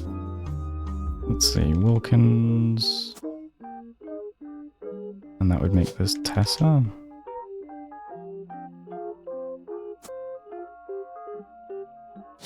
Let's see. What does that make you, a mechanic?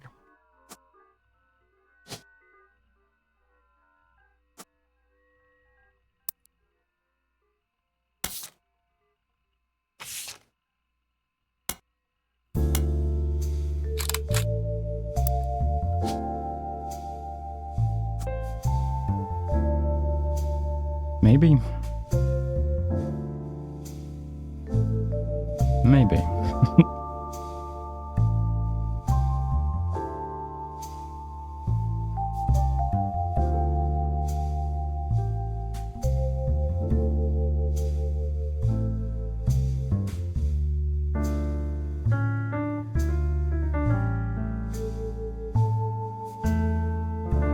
This would be the only other possibility, wouldn't it? Same generation.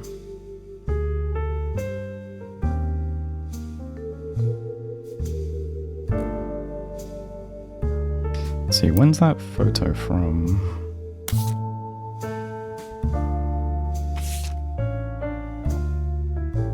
From the 70s. It could be, right?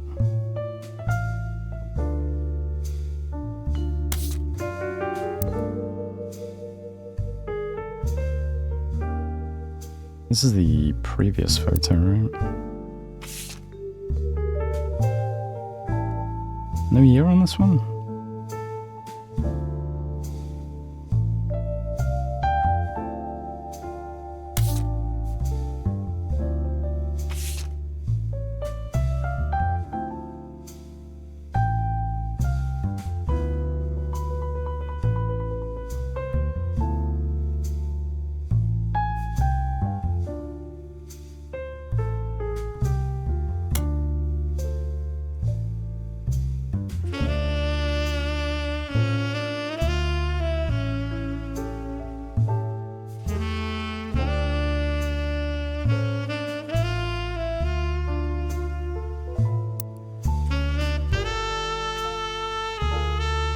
Okay, I guess I'll stick with that for now until something makes more sense.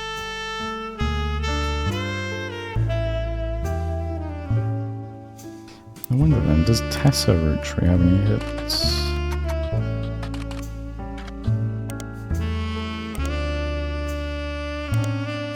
Nope.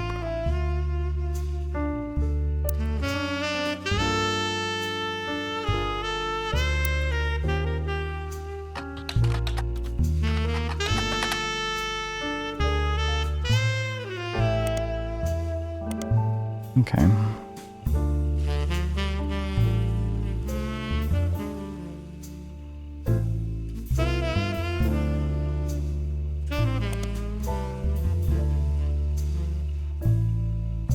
Anything about Rootree Motors in Modern Music Monthly? No? Surprising. Okay, where does that leave us then with the... Wait, 6 clues from this? What am I missing here? TMS. Is that the magazine? TMS. TMS is a common abbreviation for early 90s teen heartthrob Tommy Mark Sheridan. His first credit role as Thomas Sheridan was on a soap opera called Time Marches Onward. Okay. Since the end of Brother Trouble, he has often been on the cover of tabloids for his supposed drug use and more recently, his relationship with Raina Rootree. After a short engagement, they married in 1997 when she was only 19 and he was 23. Okay, so that's where I got this spouse from, okay.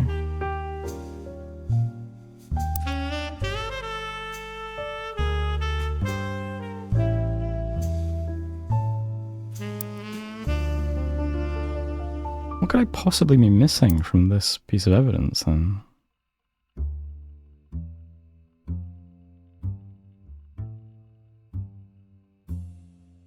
Teen Blast is the mag, right? Yeah.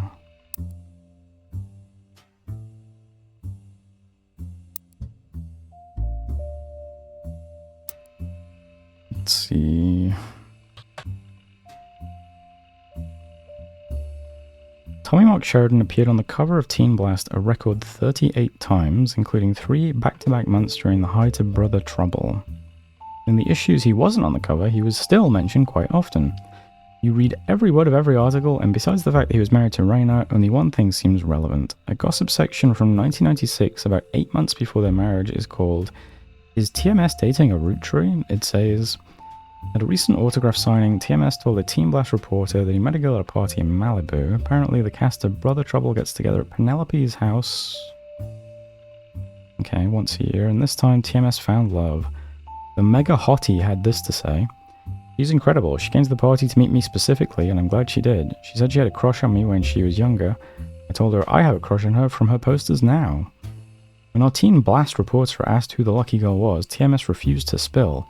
But we did some digging. One of the creators of Brother Trouble, Ron, married Penelope, who played TMS's mom on the show. And get this, Ron is a distant relative of the Rootree sisters. Ron is going to be one of you guys, I assume. Okay. And that makes this Penelope?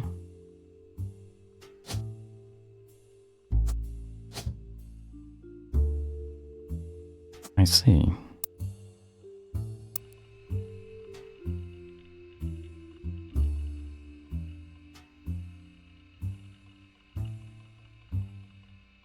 Okay, what is this called? Brother Trouble.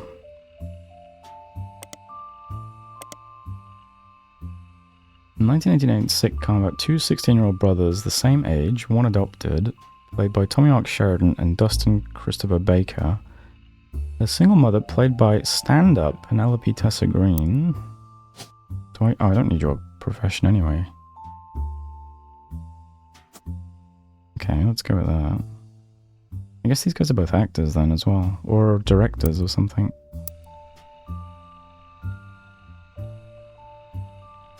A single mother played by stand-up Penelope Tessa Green often had to navigate her job as a magazine columnist as well as the troubles that come with raising 2 boys were extremely competitive in sports, academics, and even romantic pursuit of their next-door neighbor, Roxy. The showrunner was small-screen director Ron Roottrees. Okay.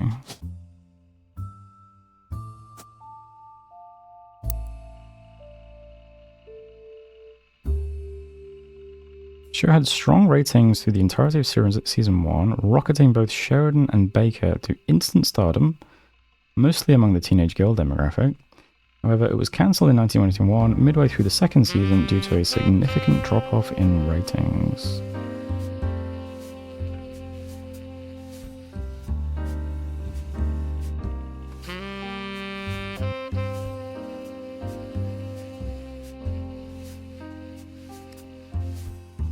I just search for Ron Roottrees then. Ron Roottrees is a small screen director and the head of RR Productions. Ah.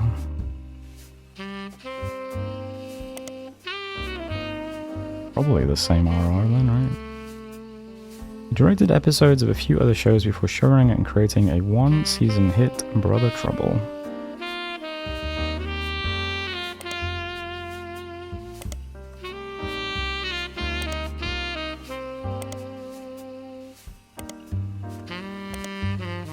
Does that mean that you're going to be Rob Roottrees?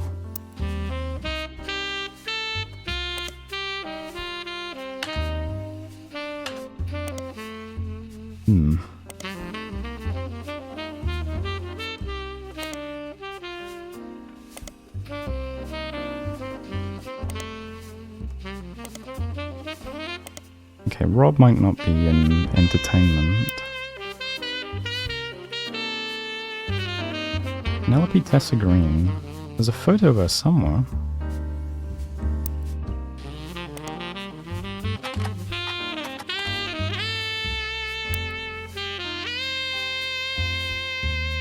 Tessa Green.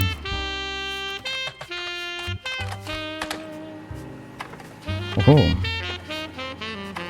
Penelope Tessa Green is a retired comedian. As a result, for the Laugh Lounge, a club in Reno that claims Penelope got her stand-up start and first had a famously raunchy breast milk cheese routine in the 80s before she was a TV star on Brother Trouble. The site claims she retired for the birth of her first child, but still makes yearly appearances for fundraisers in more family-friendly material. You find a picture labeled Joker-Lantern, 1997, as well as a different picture labeled Jack watching one of his mother's charity sets in 1994.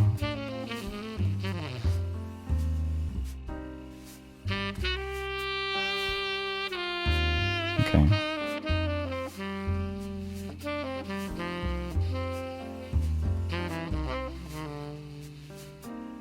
Wonder if Jack's the firstborn then? Let's see, what have we got? Joker-Lantern. Alright, first things first. There's you. You found this on a website about a comedy club called the Laugh Lounge. It's a photo titled Joker-Lantern 1997 and was taken during one of Penelope Tessa Green's fundraisers.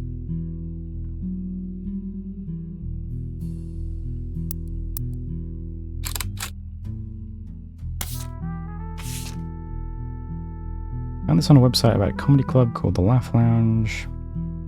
Jack watching one of his mother's charity sets in 1994. Okay, so there are two different kids then. Since this is a baby in 97. Okay. So you are this one. And you are this one. Okay.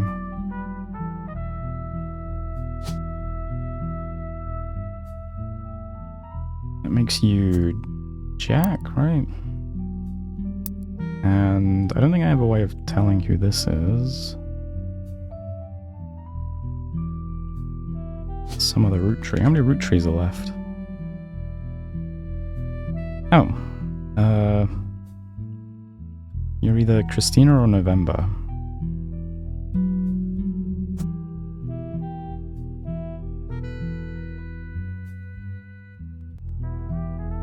Okay.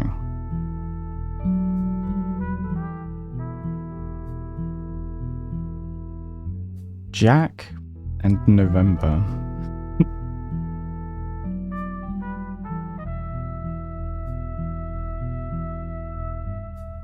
Maybe. You're gonna be a student anyway. Okay. Not bad, not bad.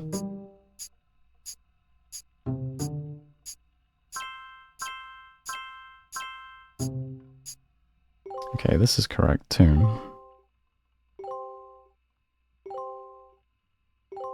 Wait, I did get the LaRue sisters right as well. Okay, cool. Alright, I don't have to think about this anymore. Okay.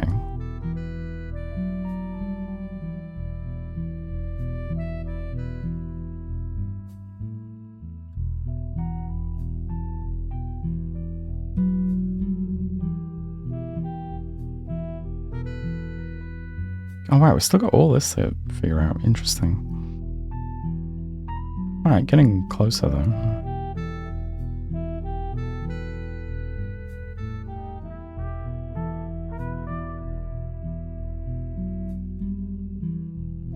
How am I going to figure you out then?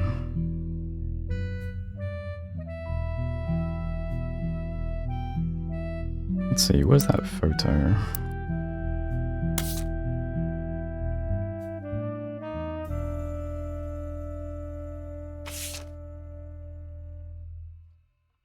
Film school.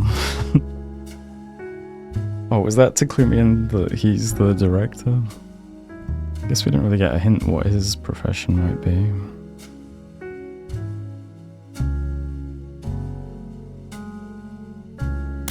Okay.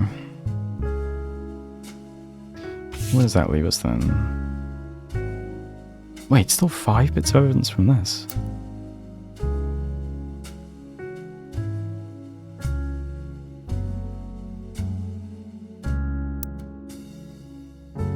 What am I missing here then? It must be something in the book I haven't followed through. Right? Does Atlanta's burden hit something? Business watch? This I've seen. Image of Caroline standing behind a large metal sculpture of a mermaid. Yep. Split by indecision over whether women should be equals or something to protect. The picture on the front page has been added to your evidence. Okay. Anything in Starlet or Teen Blast? No. Okay. So let's check out the book again then. Caroline Morden.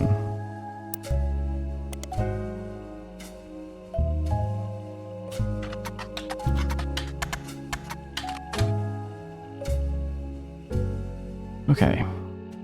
Mostly black and white pictures of Caroline's art. Dedicated to Eloise and Stephanie. Oh.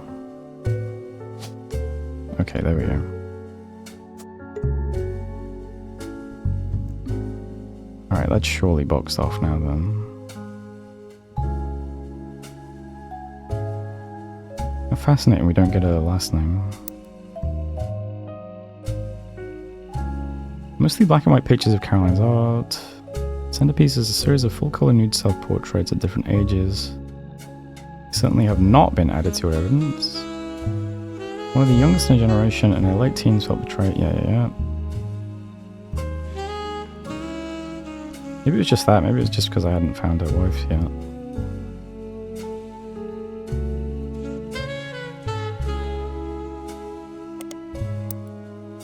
Let's see. Will this change? Still 5. What else can I possibly be missing? If I just search Eloise, does that get anything, do you think? Was that the name?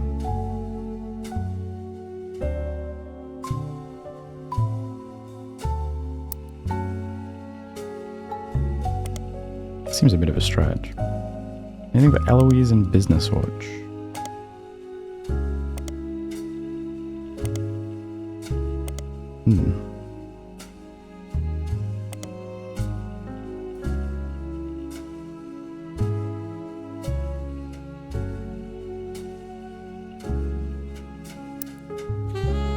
I don't understand what could I possibly be missing from here now then?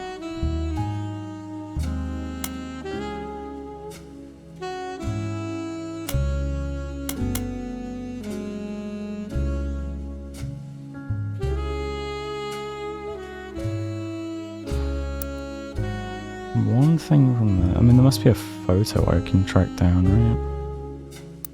Maybe? Where does Peter Janowicz go again?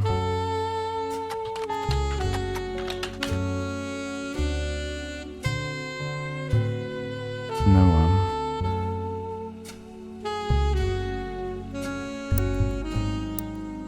Okay.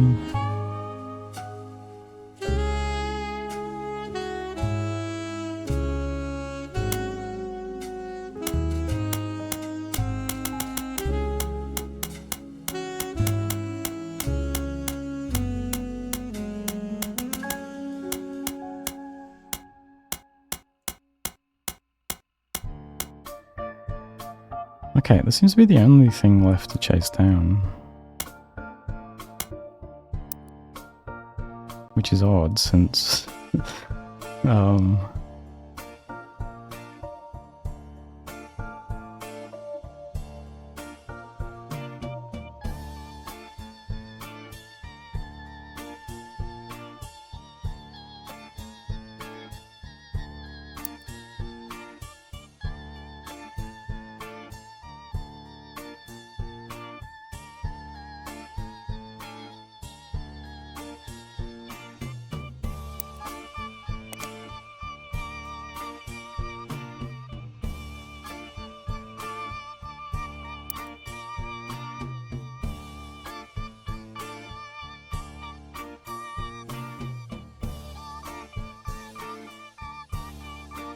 There's a photo of this guy somewhere too. Jason Wilson. I must have searched that already, right?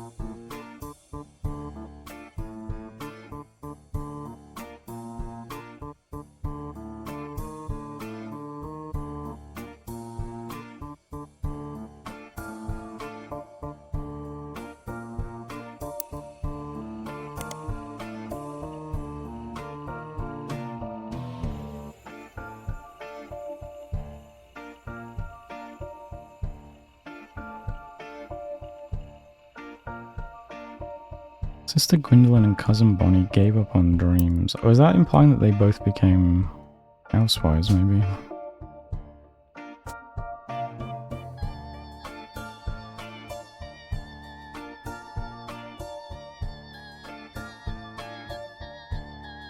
These guys are all going to be Wilsons, aren't they? I think I've seen the name Jem somewhere. Oh yeah, it was when I got this guy's name. Yeah, I don't actually know if that's Jason, do I? It could be Steven or Zach.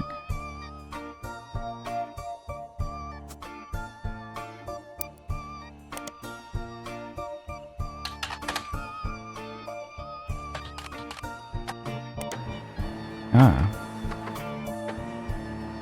Dr. Steven Wilson is a pediatrician who practices north of Pittsburgh.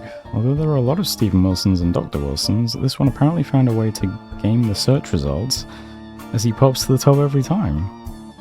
His website claims that he is the pediatrician to the stars. The only evidence for this is that he apparently was the doctor to the Roottrees sisters.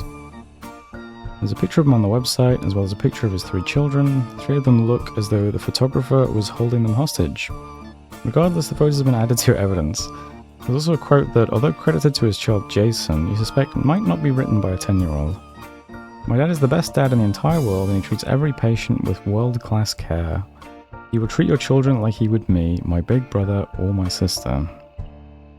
Okay, so that solves her husband, I guess. Who was this? Steven Wilson. Okay. You're Stephen Wilson.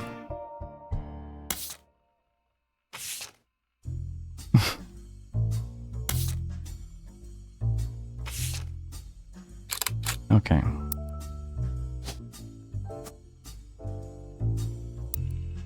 So what does it go? Jason, he will big brother or my sister. Okay, let's assume he's the middle child then.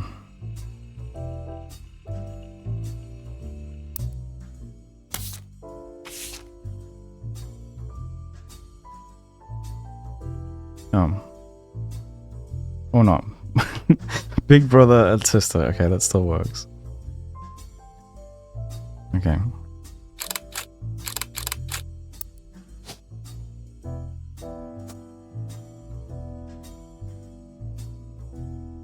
Oh, although I don't really know what,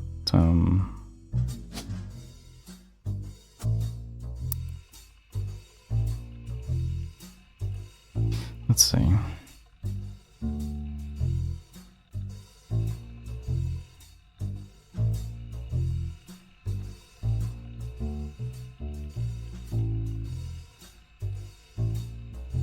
You will treat your children like you would me, my big brother, or my sister. I mean, this has to be the youngest, right? Let's just assume this guy's the oldest. It's his graduation photo or something. Oh wait, I didn't actually read this today.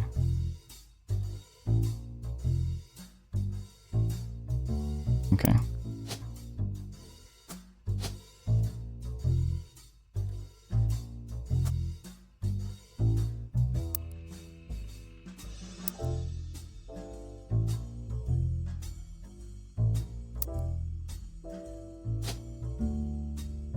Okay, so you have to be Gem.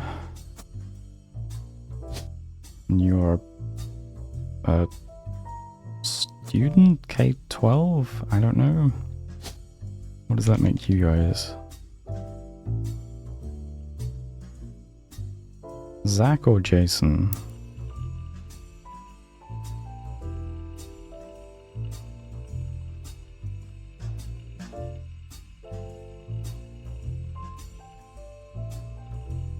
Credited to his child Jason, okay.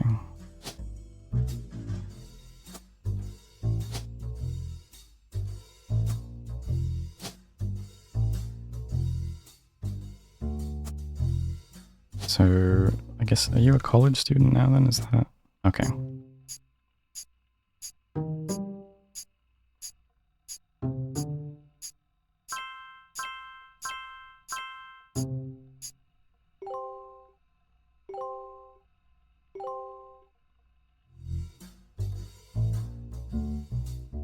Alright, not bad.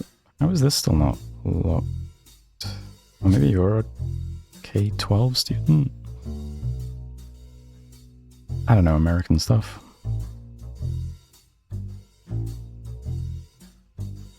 Okay, we are missing your name, whoever this is, your profession, a few spouses and photographs. Alright then. Let's see. This still has one piece of evidence, apparently.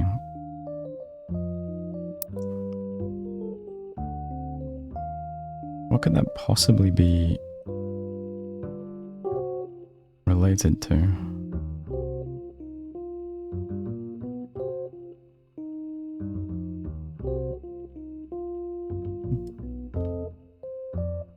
Also, weird I don't have a photograph of Jane LaRue.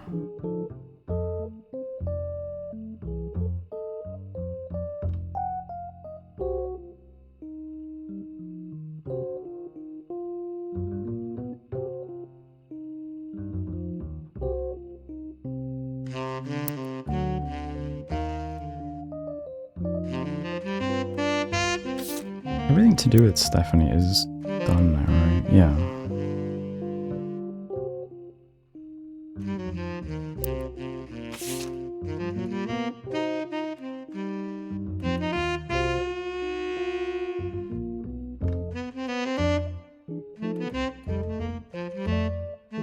don't know what I could possibly chase down here.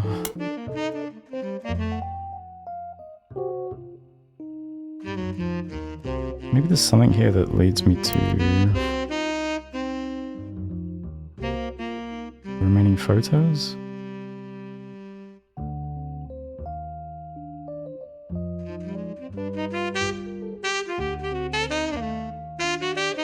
And one random photo I have must go here somewhere, of that guy in the background.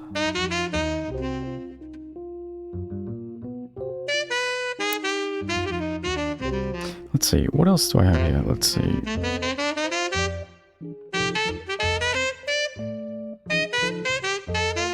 Have I ever searched for rolling on down to the city?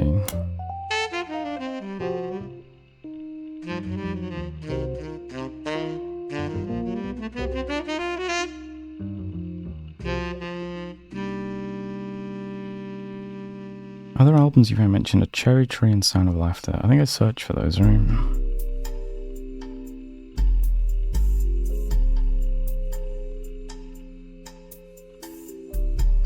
Where does this go again?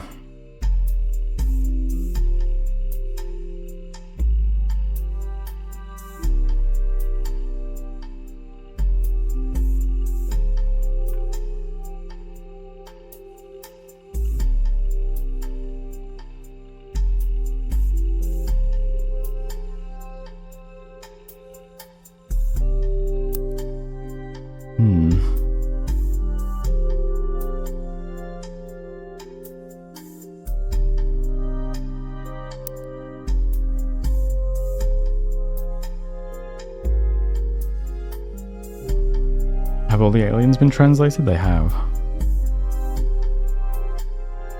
We're translating a rich person's family now.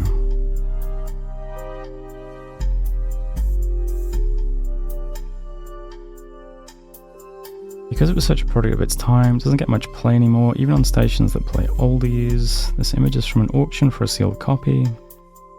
There's a sticker that says, only the great-grandson of Elias Roottrees could make disco this sweet.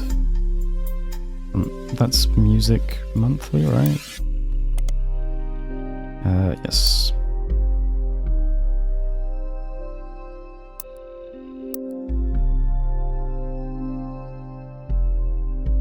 It's a pretty sick game, for sure.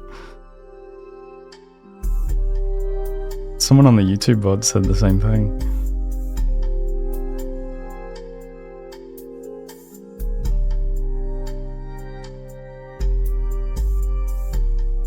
Okay, I'm not sure what else I have to chase down here. Or here, to be honest.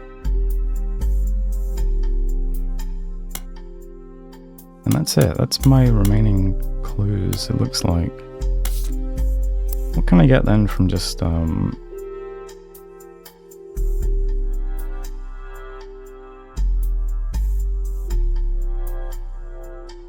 still haven't played Blueprints or even seen it.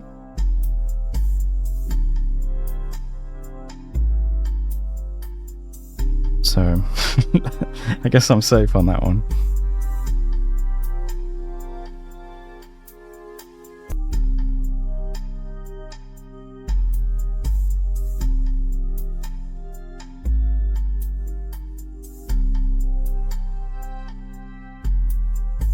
Must be some way to track down information about...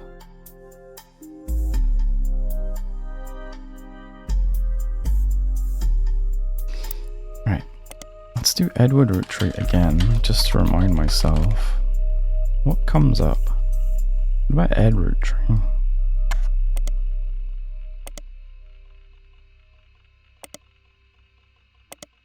Absolutely nothing. Okay. An Ed Roottrees.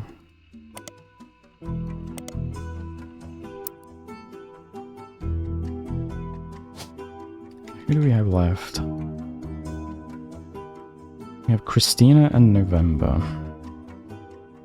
Are there any other Christinas? Are there any other Novembers? No. I would assume November is the child of the people who work in show business.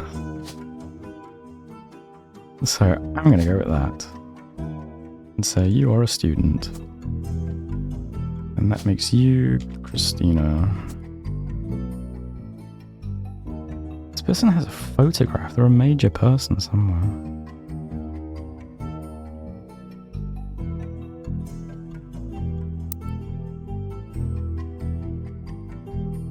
These are the last pieces of evidence that go anywhere. How strange.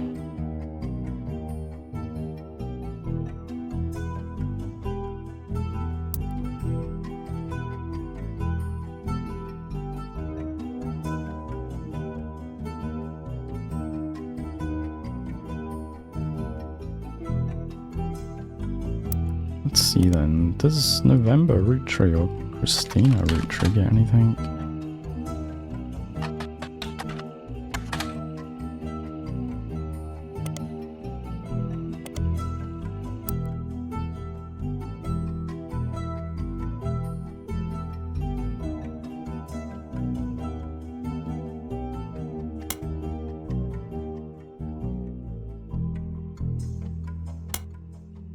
So let's see, 1, 2, 3, 4. Okay, so these are the last 4 people.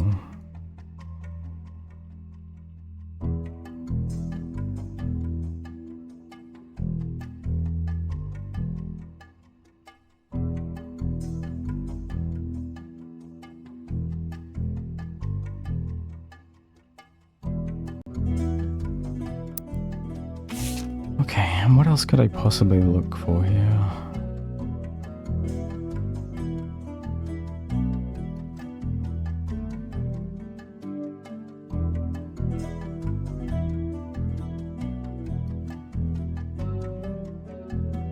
Oh, back to searching for Stephanie Jones. Let's see what this gets me.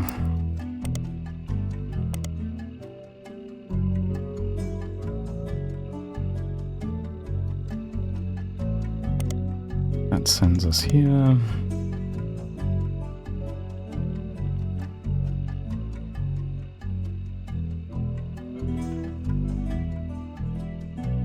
Oh right, I forgot there was the print website. I should look at that again.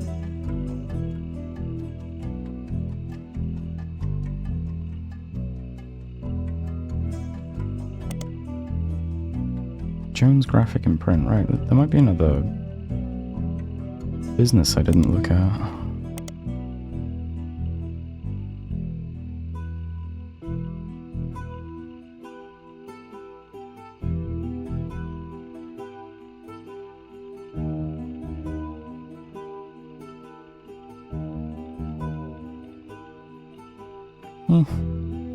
Let's see, maybe this will show me something useful. Butler Summer Theatre. Maybe Ronald's involved. Butler Summer Theatre performs plays and musicals during the summer. Makes sense. As it is not summer currently, the website has a thank you message. Thank you for making our 1998 season such a success. Stay tuned for announcements about performances in 1999. The website lists the credits of a musical, which seems to be the final show they performed last season. There's a cast list, but none of the names seem relevant. Below the cast, it lists the crew, and 2 things stand out. Posters and additional set design elements by Jones Graphic and Print, and choreography by November Studios. Oh. I guess November isn't the baby. A local dance school, they advertise lessons for ballet and jazz classes. There is hardly any other information available. Instead of November Studios, maybe they should have called this place No Mention Studios, because you don't find any information about it anywhere. Nice thought, though.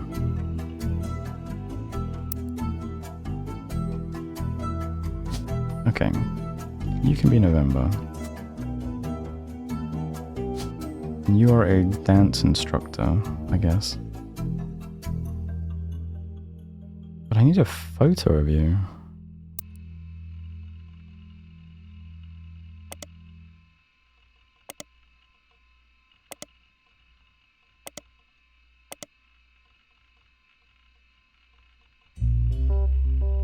Huh.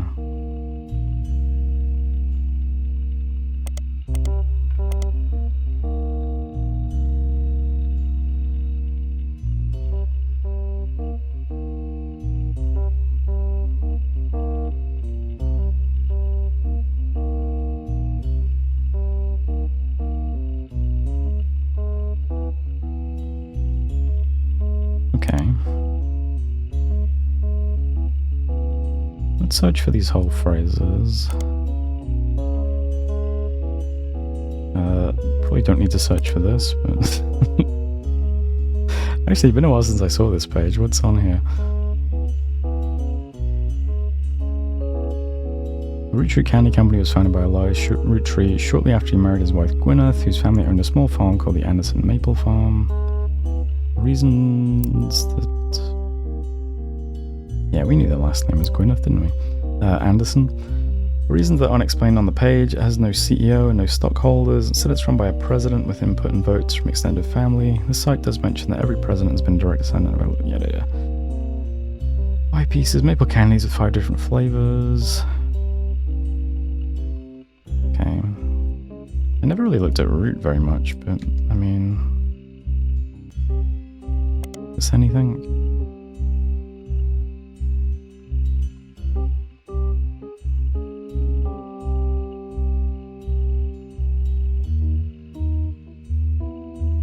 No.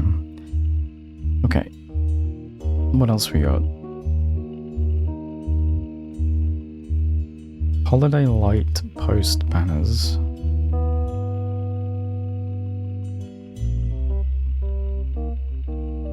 Holiday light? I don't know. Holiday light? Butler County Thames. Holiday light post. Holiday light. Holiday. Okay.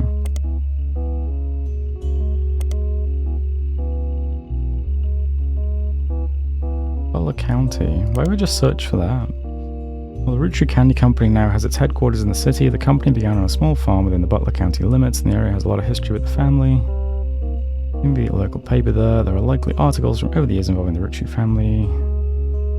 There's a side note of it. Yeah. Okay. Miracle Network. Pretty sure we've seen everything there is to see there.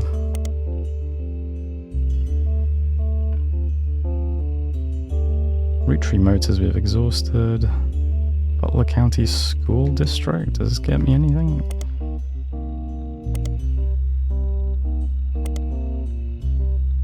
Okay.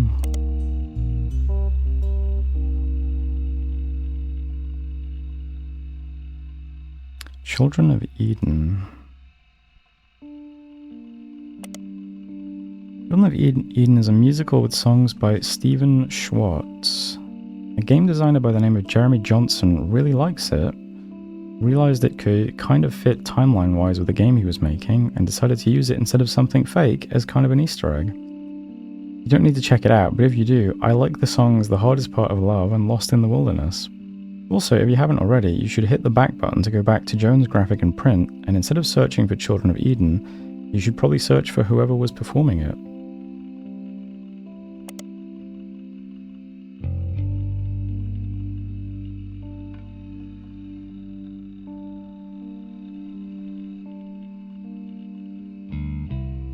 Okay, we have done this though. So all we get is choreography by November Studios.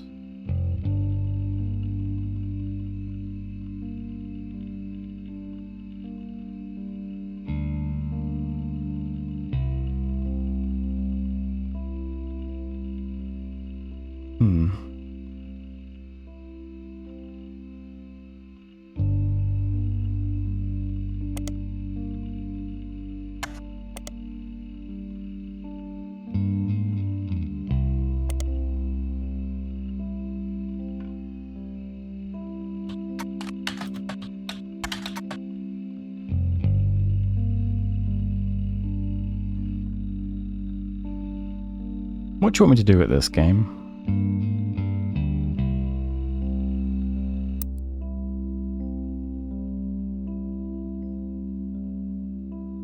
Okay, let's assume then that November Roottrees is this age and a dance choreographer. It's a choreographer or no? Still doesn't help me get a photo though, does it?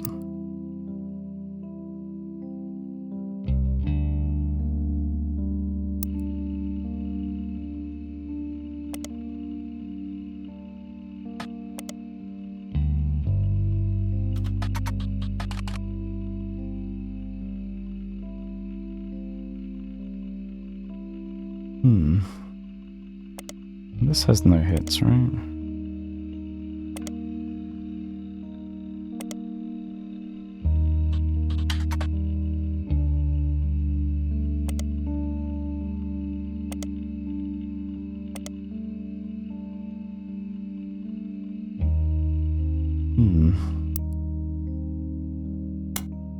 What else do I have then? Have I ever searched for Jim and Diamond?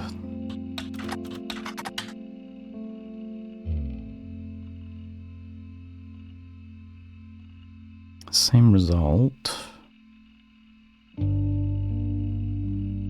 Cherry Tree and Sound of Laughter. I'm pretty sure I searched these, but...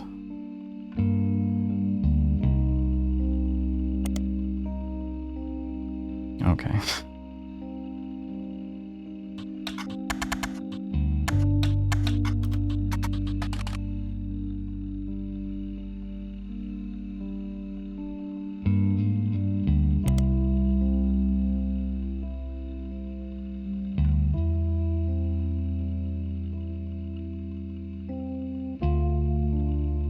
Okay. Does Jim Roottrees give me anything? Other than the usual stuff. Let's see, a review, an interview.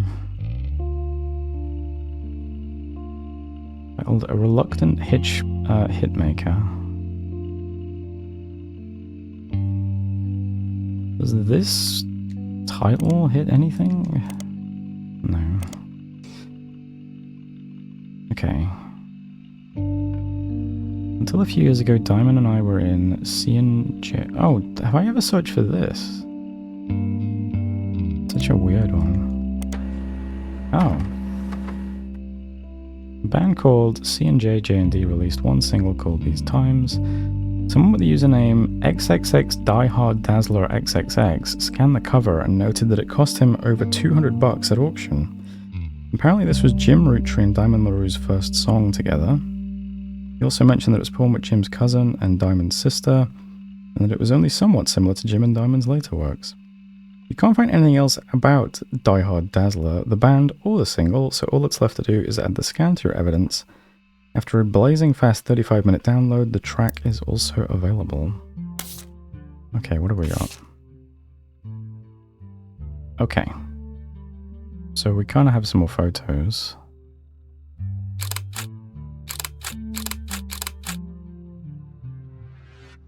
These Times is an old single from folk group C&J J&D. You have a scan of the album as well as a recording of the title track thanks to a collector of Jim and Roottrees memorabilia. Alright, I'll risk it. The website also listed the song's credits as music and lyrics by Clark Rafferty and Jim Roottrees. Right, there's a ticket that says, oh god, folk style songwriting, catchy. Nah, I'm good. I'm good. Okay, so who's who in this mess?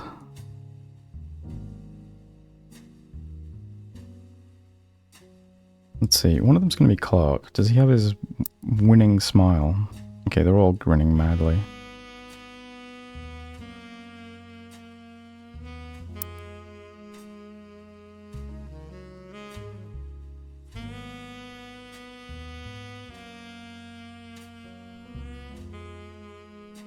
Okay, let's say James is the one with the facial hair then.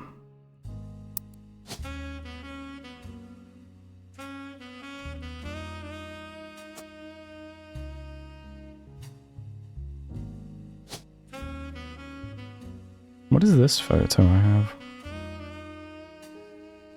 Have I not used that anywhere? Oh, I see. I wonder if I got that wrong then.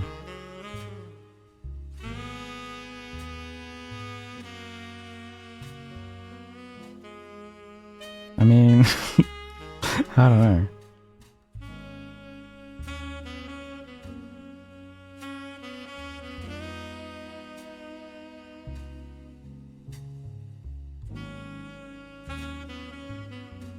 Trying to look at like Like, I don't know, he's got a chin dimple, and maybe that doesn't have a chin dimple?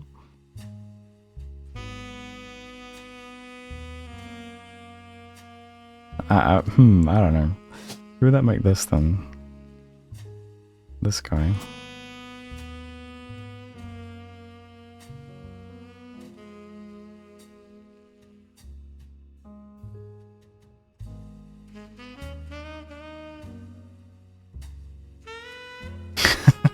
I'm not sure.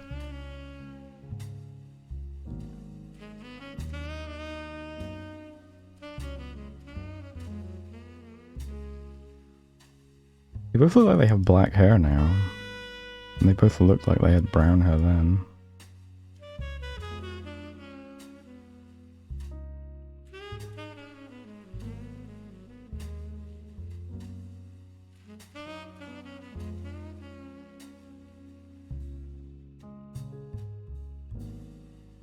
Let's go with it anyway.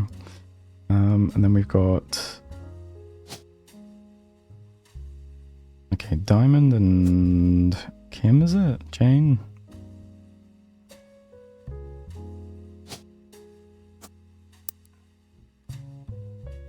Okay, so presumably these are a couple and these are a couple, right? So that would make this Diamond.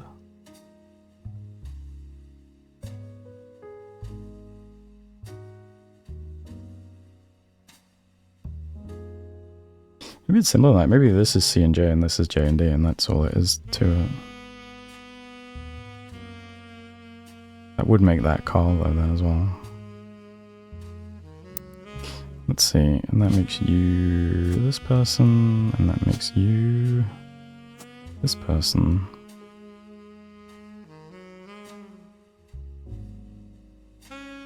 Okay. Does that box off? Yeah, whatever was up there is gone now, right? I don't even remember what it was. It was this. Okay. Okay. Next. One piece of evidence from this still. Okay. Okay. Back to basics then. Raina Roottrees. Unofficial Roottrees fan site, seemingly created by a teenager. It's neon pink with purple text and hard to read until you highlight the words. The young webmaster writes, Raina is most famous. Yeah. Riley's a smart one. Rose is a middle child. What am I missing over here? Anything? No. Unless it tells me something about like a random uncle who's a dance choreographer or something. Or what? Auntie.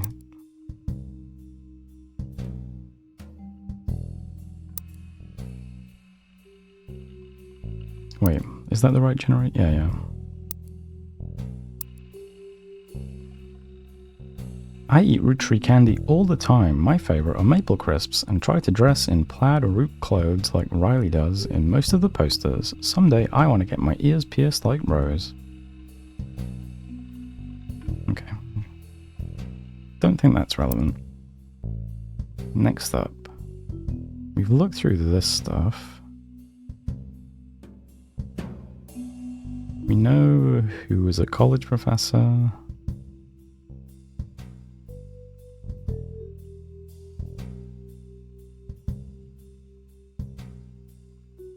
We know about Lauren.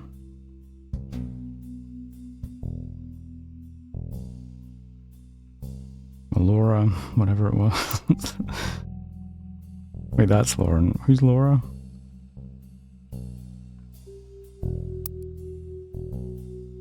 Grandma Laura. Laura, okay.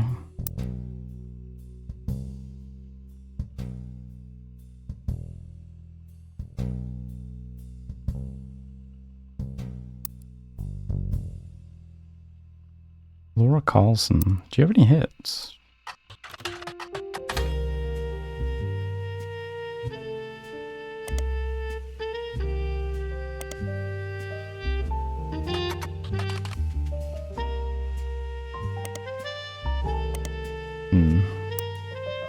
Okay, what does that leave me with then?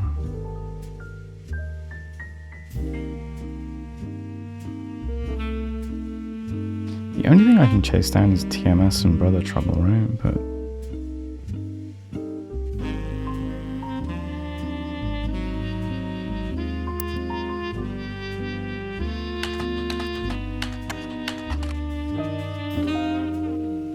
okay.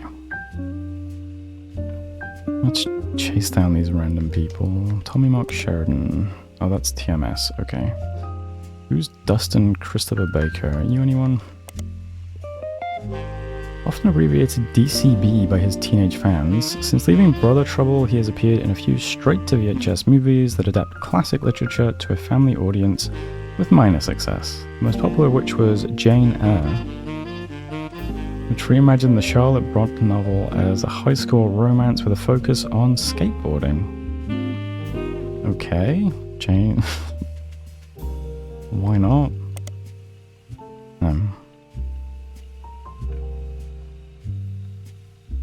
Okay.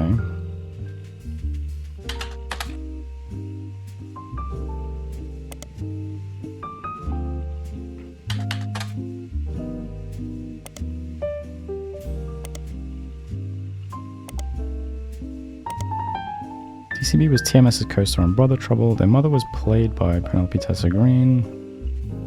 Quite a few Teen Blast gossip columns, but it is not related to the Roottrees as far as you can tell.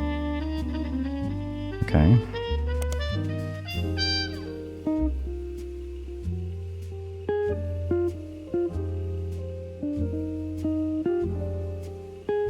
Penelope Tessa Green we know.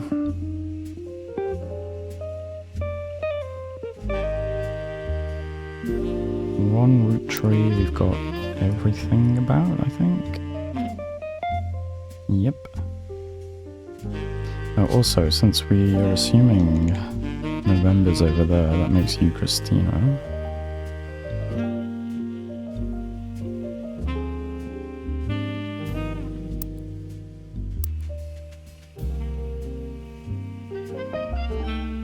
Show had strong ratings.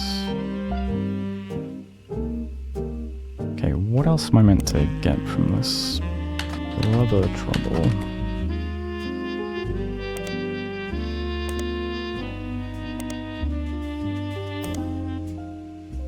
Mark Sheridan appeared on the cover of Teen Blast, a record 38 times. Besides the fact he was married to Raina, only one thing seems relevant, a gossip section from 1996. Yeah, they were married.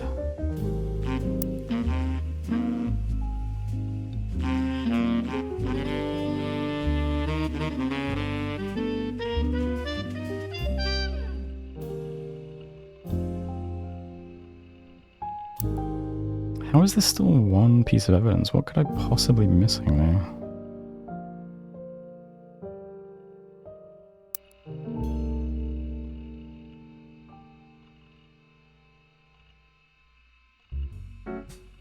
And I've looked up Ron Roottree, right?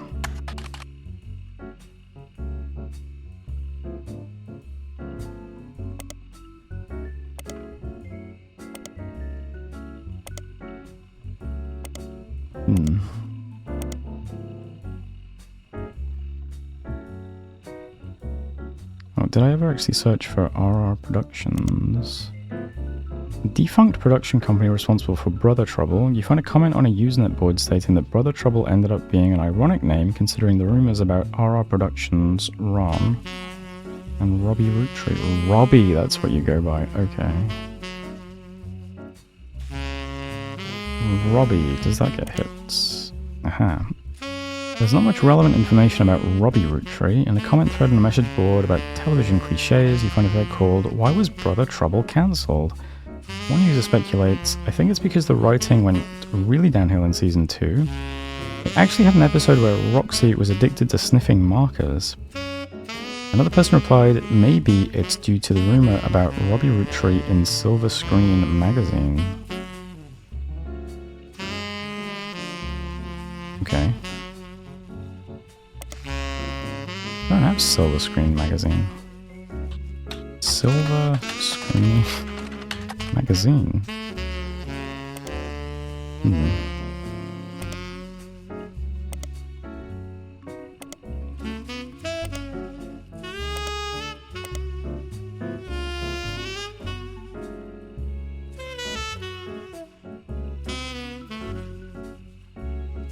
He has to be dead. Is it just because he spelled it wrong?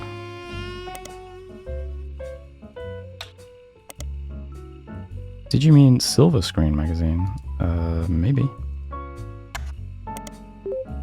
Silver Screen Magazine was a Hollywood Insiders magazine, focusing less on actors and actresses and more about the nitty-gritty of writing, directing, costuming, set design, film promotion, and other elements of filmmaking. Okay, this is a breakthrough. It ran from 1983 to 1993. It was bought by a bigger, more recognizable magazine a few years ago, and the website now redirects to the new magazine. The new magazine doesn't appear to have any relevance to your case. Okay. Silver Screen Magazine. A small rumors article from 1992 that claims that self-taught television screenwriter Robbie Roottrees was allegedly tried and convicted under the name Robert in a French court of law. It seems he, again allegedly, embezzled from the company. Oh, maybe it was... Maybe this is him and his brother then.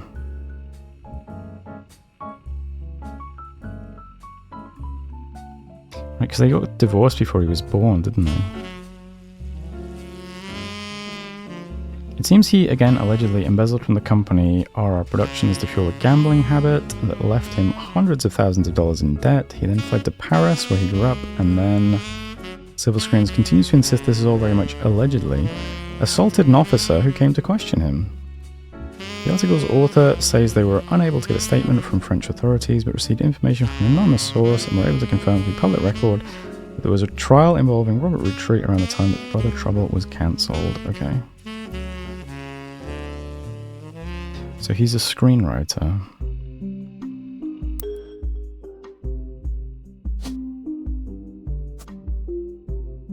Okay.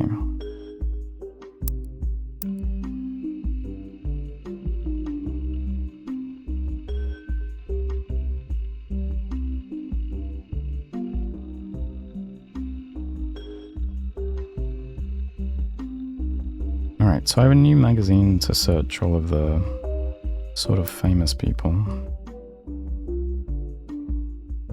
I wonder, does November Studios come up on this? No. About November Roottrees. Well, that's a shame. What about Ronald Roottrees?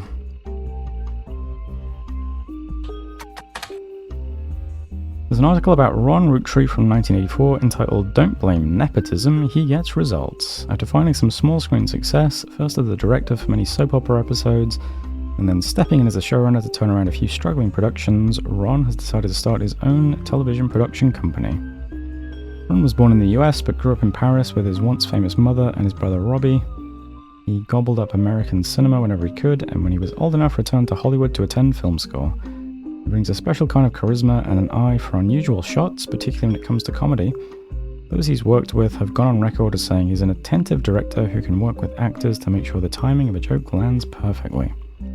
Ron plans to pitch new shows to major television studios as soon as 1986. Until then, he plans to find the right project. He has occasionally called upon his younger brother for script punch-ups and has thought about bringing him into the fold. Okay. Nothing super useful there, though, is there?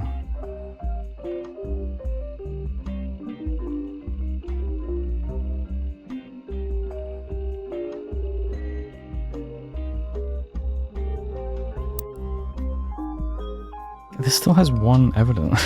Look, what am I missing now, then? Let's see if his mum's in this, Win Roottrees.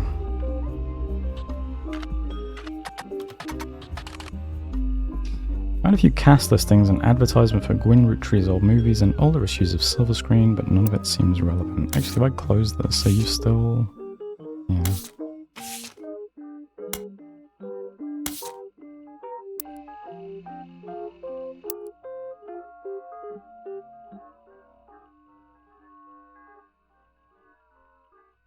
Who else had a job that...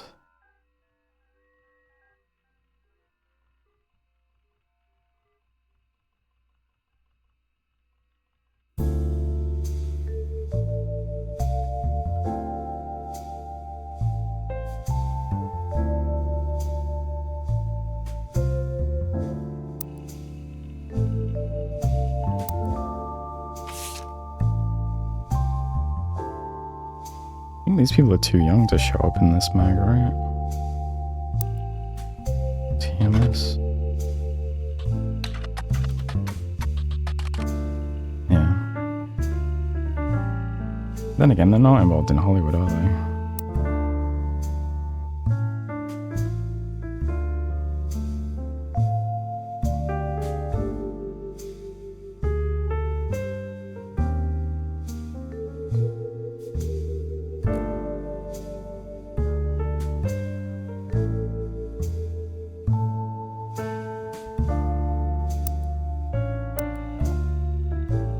Let's see, what was that,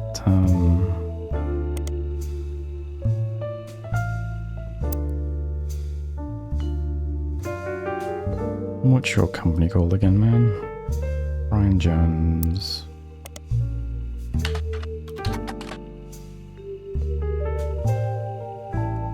Oh.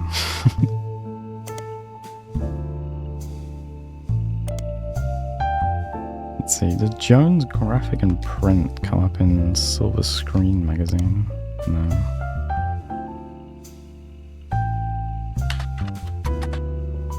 Oops.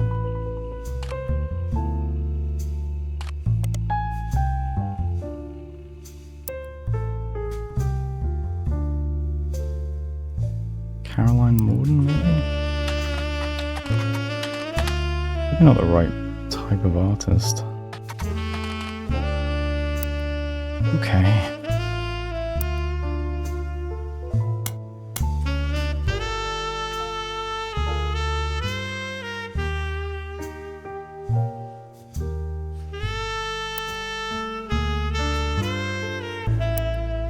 There's also Gwen's husband,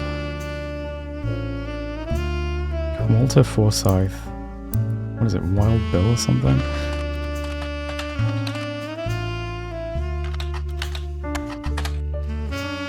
Come across a small mention of Wild Bill. Apparently a director who considered Wild Bill his friend once hired him to make a small cameo in a war movie called Christmas Mission. Apparently Wild Bill lived up to his reputation. He showed up drunk 3 days in a row and couldn't remember his lines. He also kept hitting on an actress who was supposed to be doing a very somber, serious role. While Bill was dropped from the picture, he and the director no longer speak. Okay.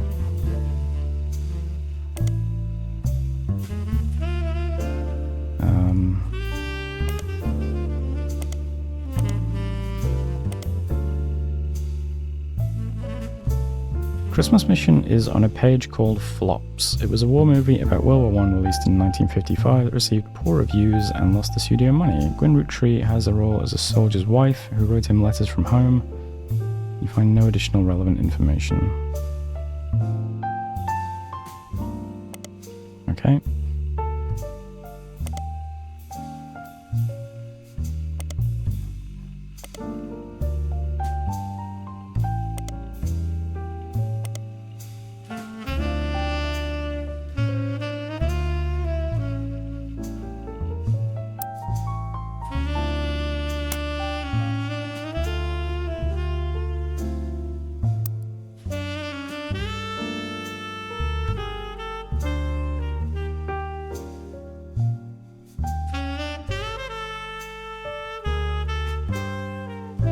Okay. I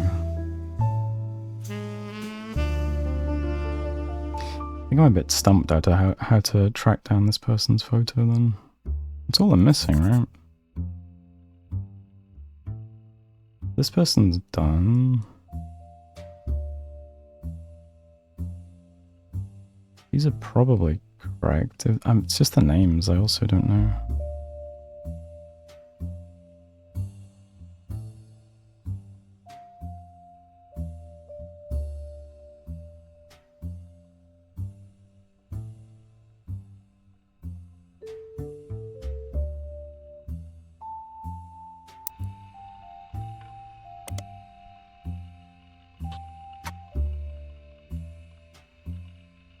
I'm trying to think, what's a name that could be short for November? I mean, there's really nothing, is there? What's the other name? I mean, I could have these the way around, right? Christina Roottrees? No, it can't be. If there's a November Studios, it must...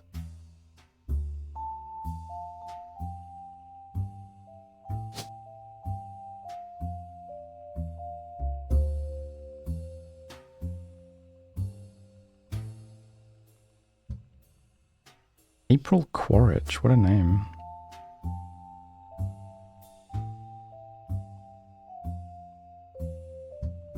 Let's see, have I seen any of these names?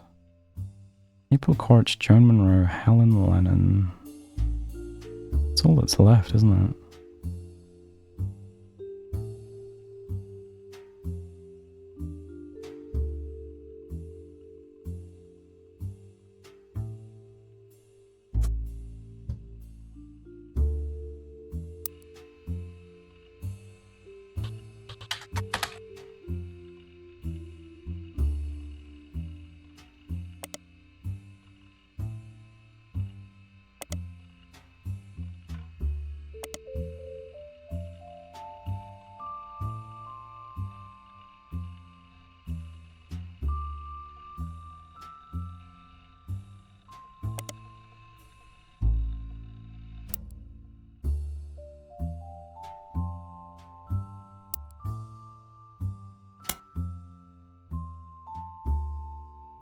Okay, I might be a bit stumped about what to do next then.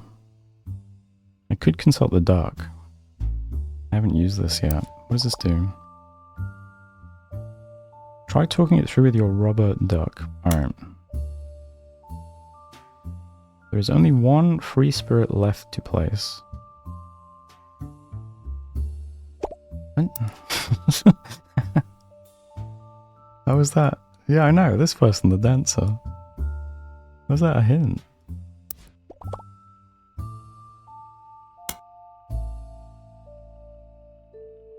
There's only one name left in the caption of the Free Spirit's photo. Oh. Wait.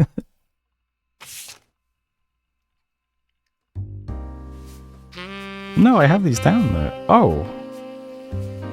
Oh, right, I forgot. Aha. Okay.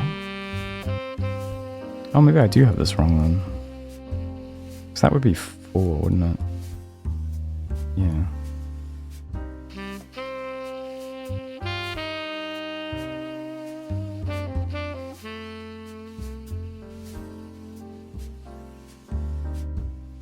What would be wrong here then?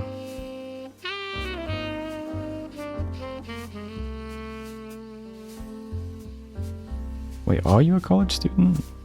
No. Where's that evidence from again?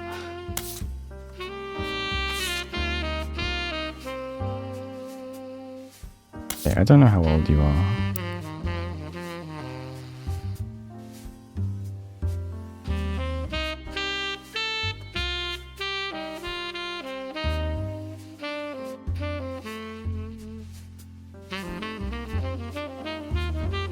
This has to be correct.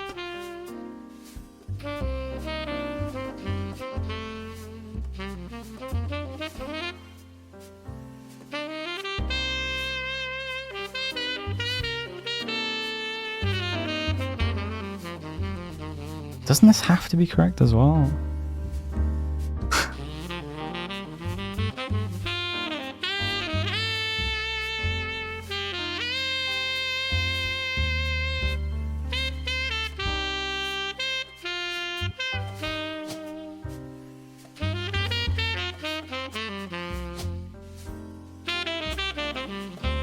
Yeah, that would make any sense. This has to be right.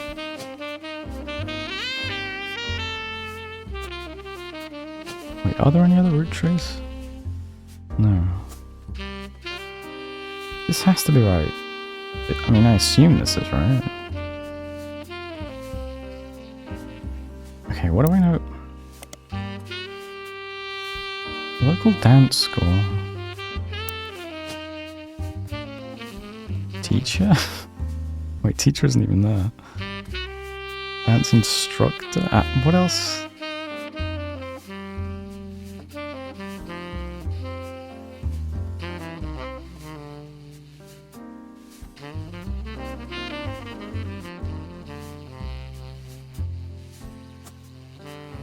Okay, where's the evidence for thingy?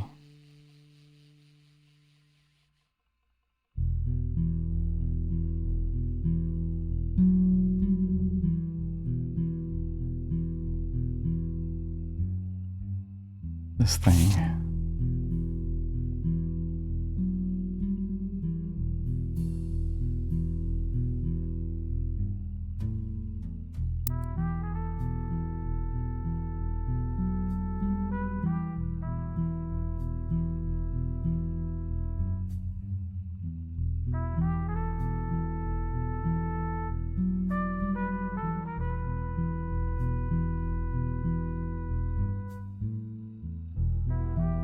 Are you not still a screenwriter?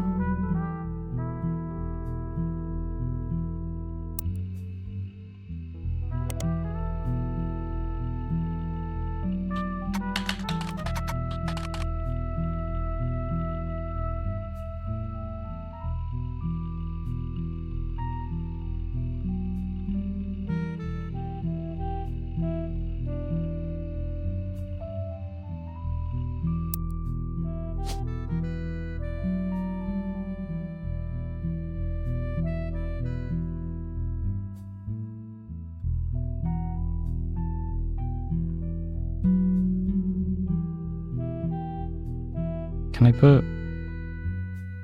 I don't know. Currently serving time?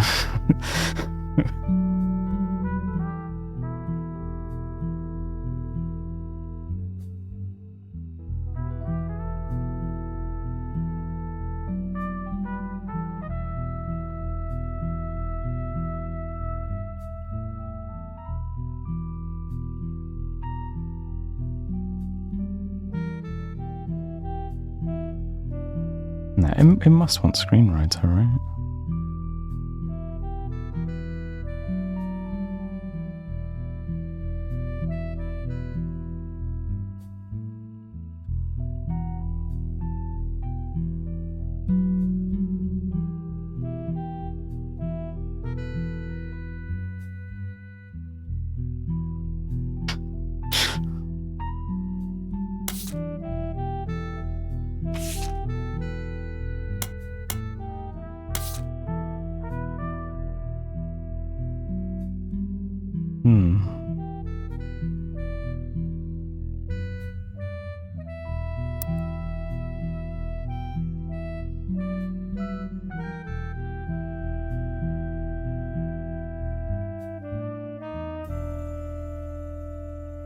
Okay, unless there's something more definitive about these two somewhere.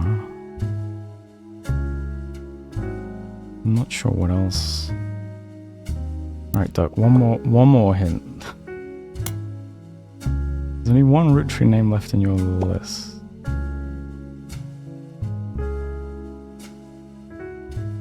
Why not have them all down? There should be no Roottrees names left in my list. Yeah. We got Robert, we got Christina, we got November.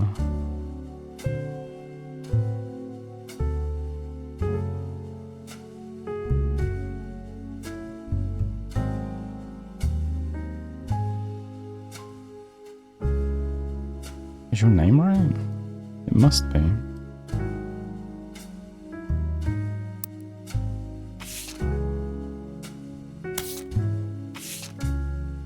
Bethany, yeah.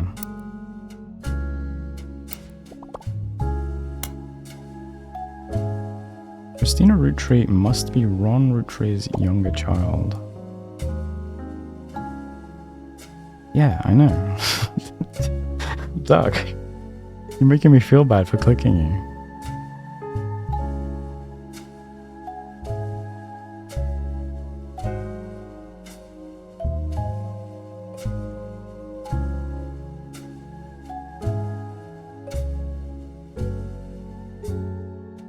Alright, I need to end the stream anyway. This is meant to be a short stream.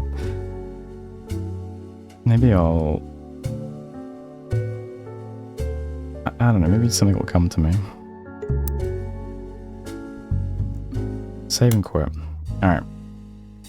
I mean, you know, surely I'm gonna finish it next stream though, right? Like, there's no way I'll just be stuck staring at these 4 cards for 4 hours.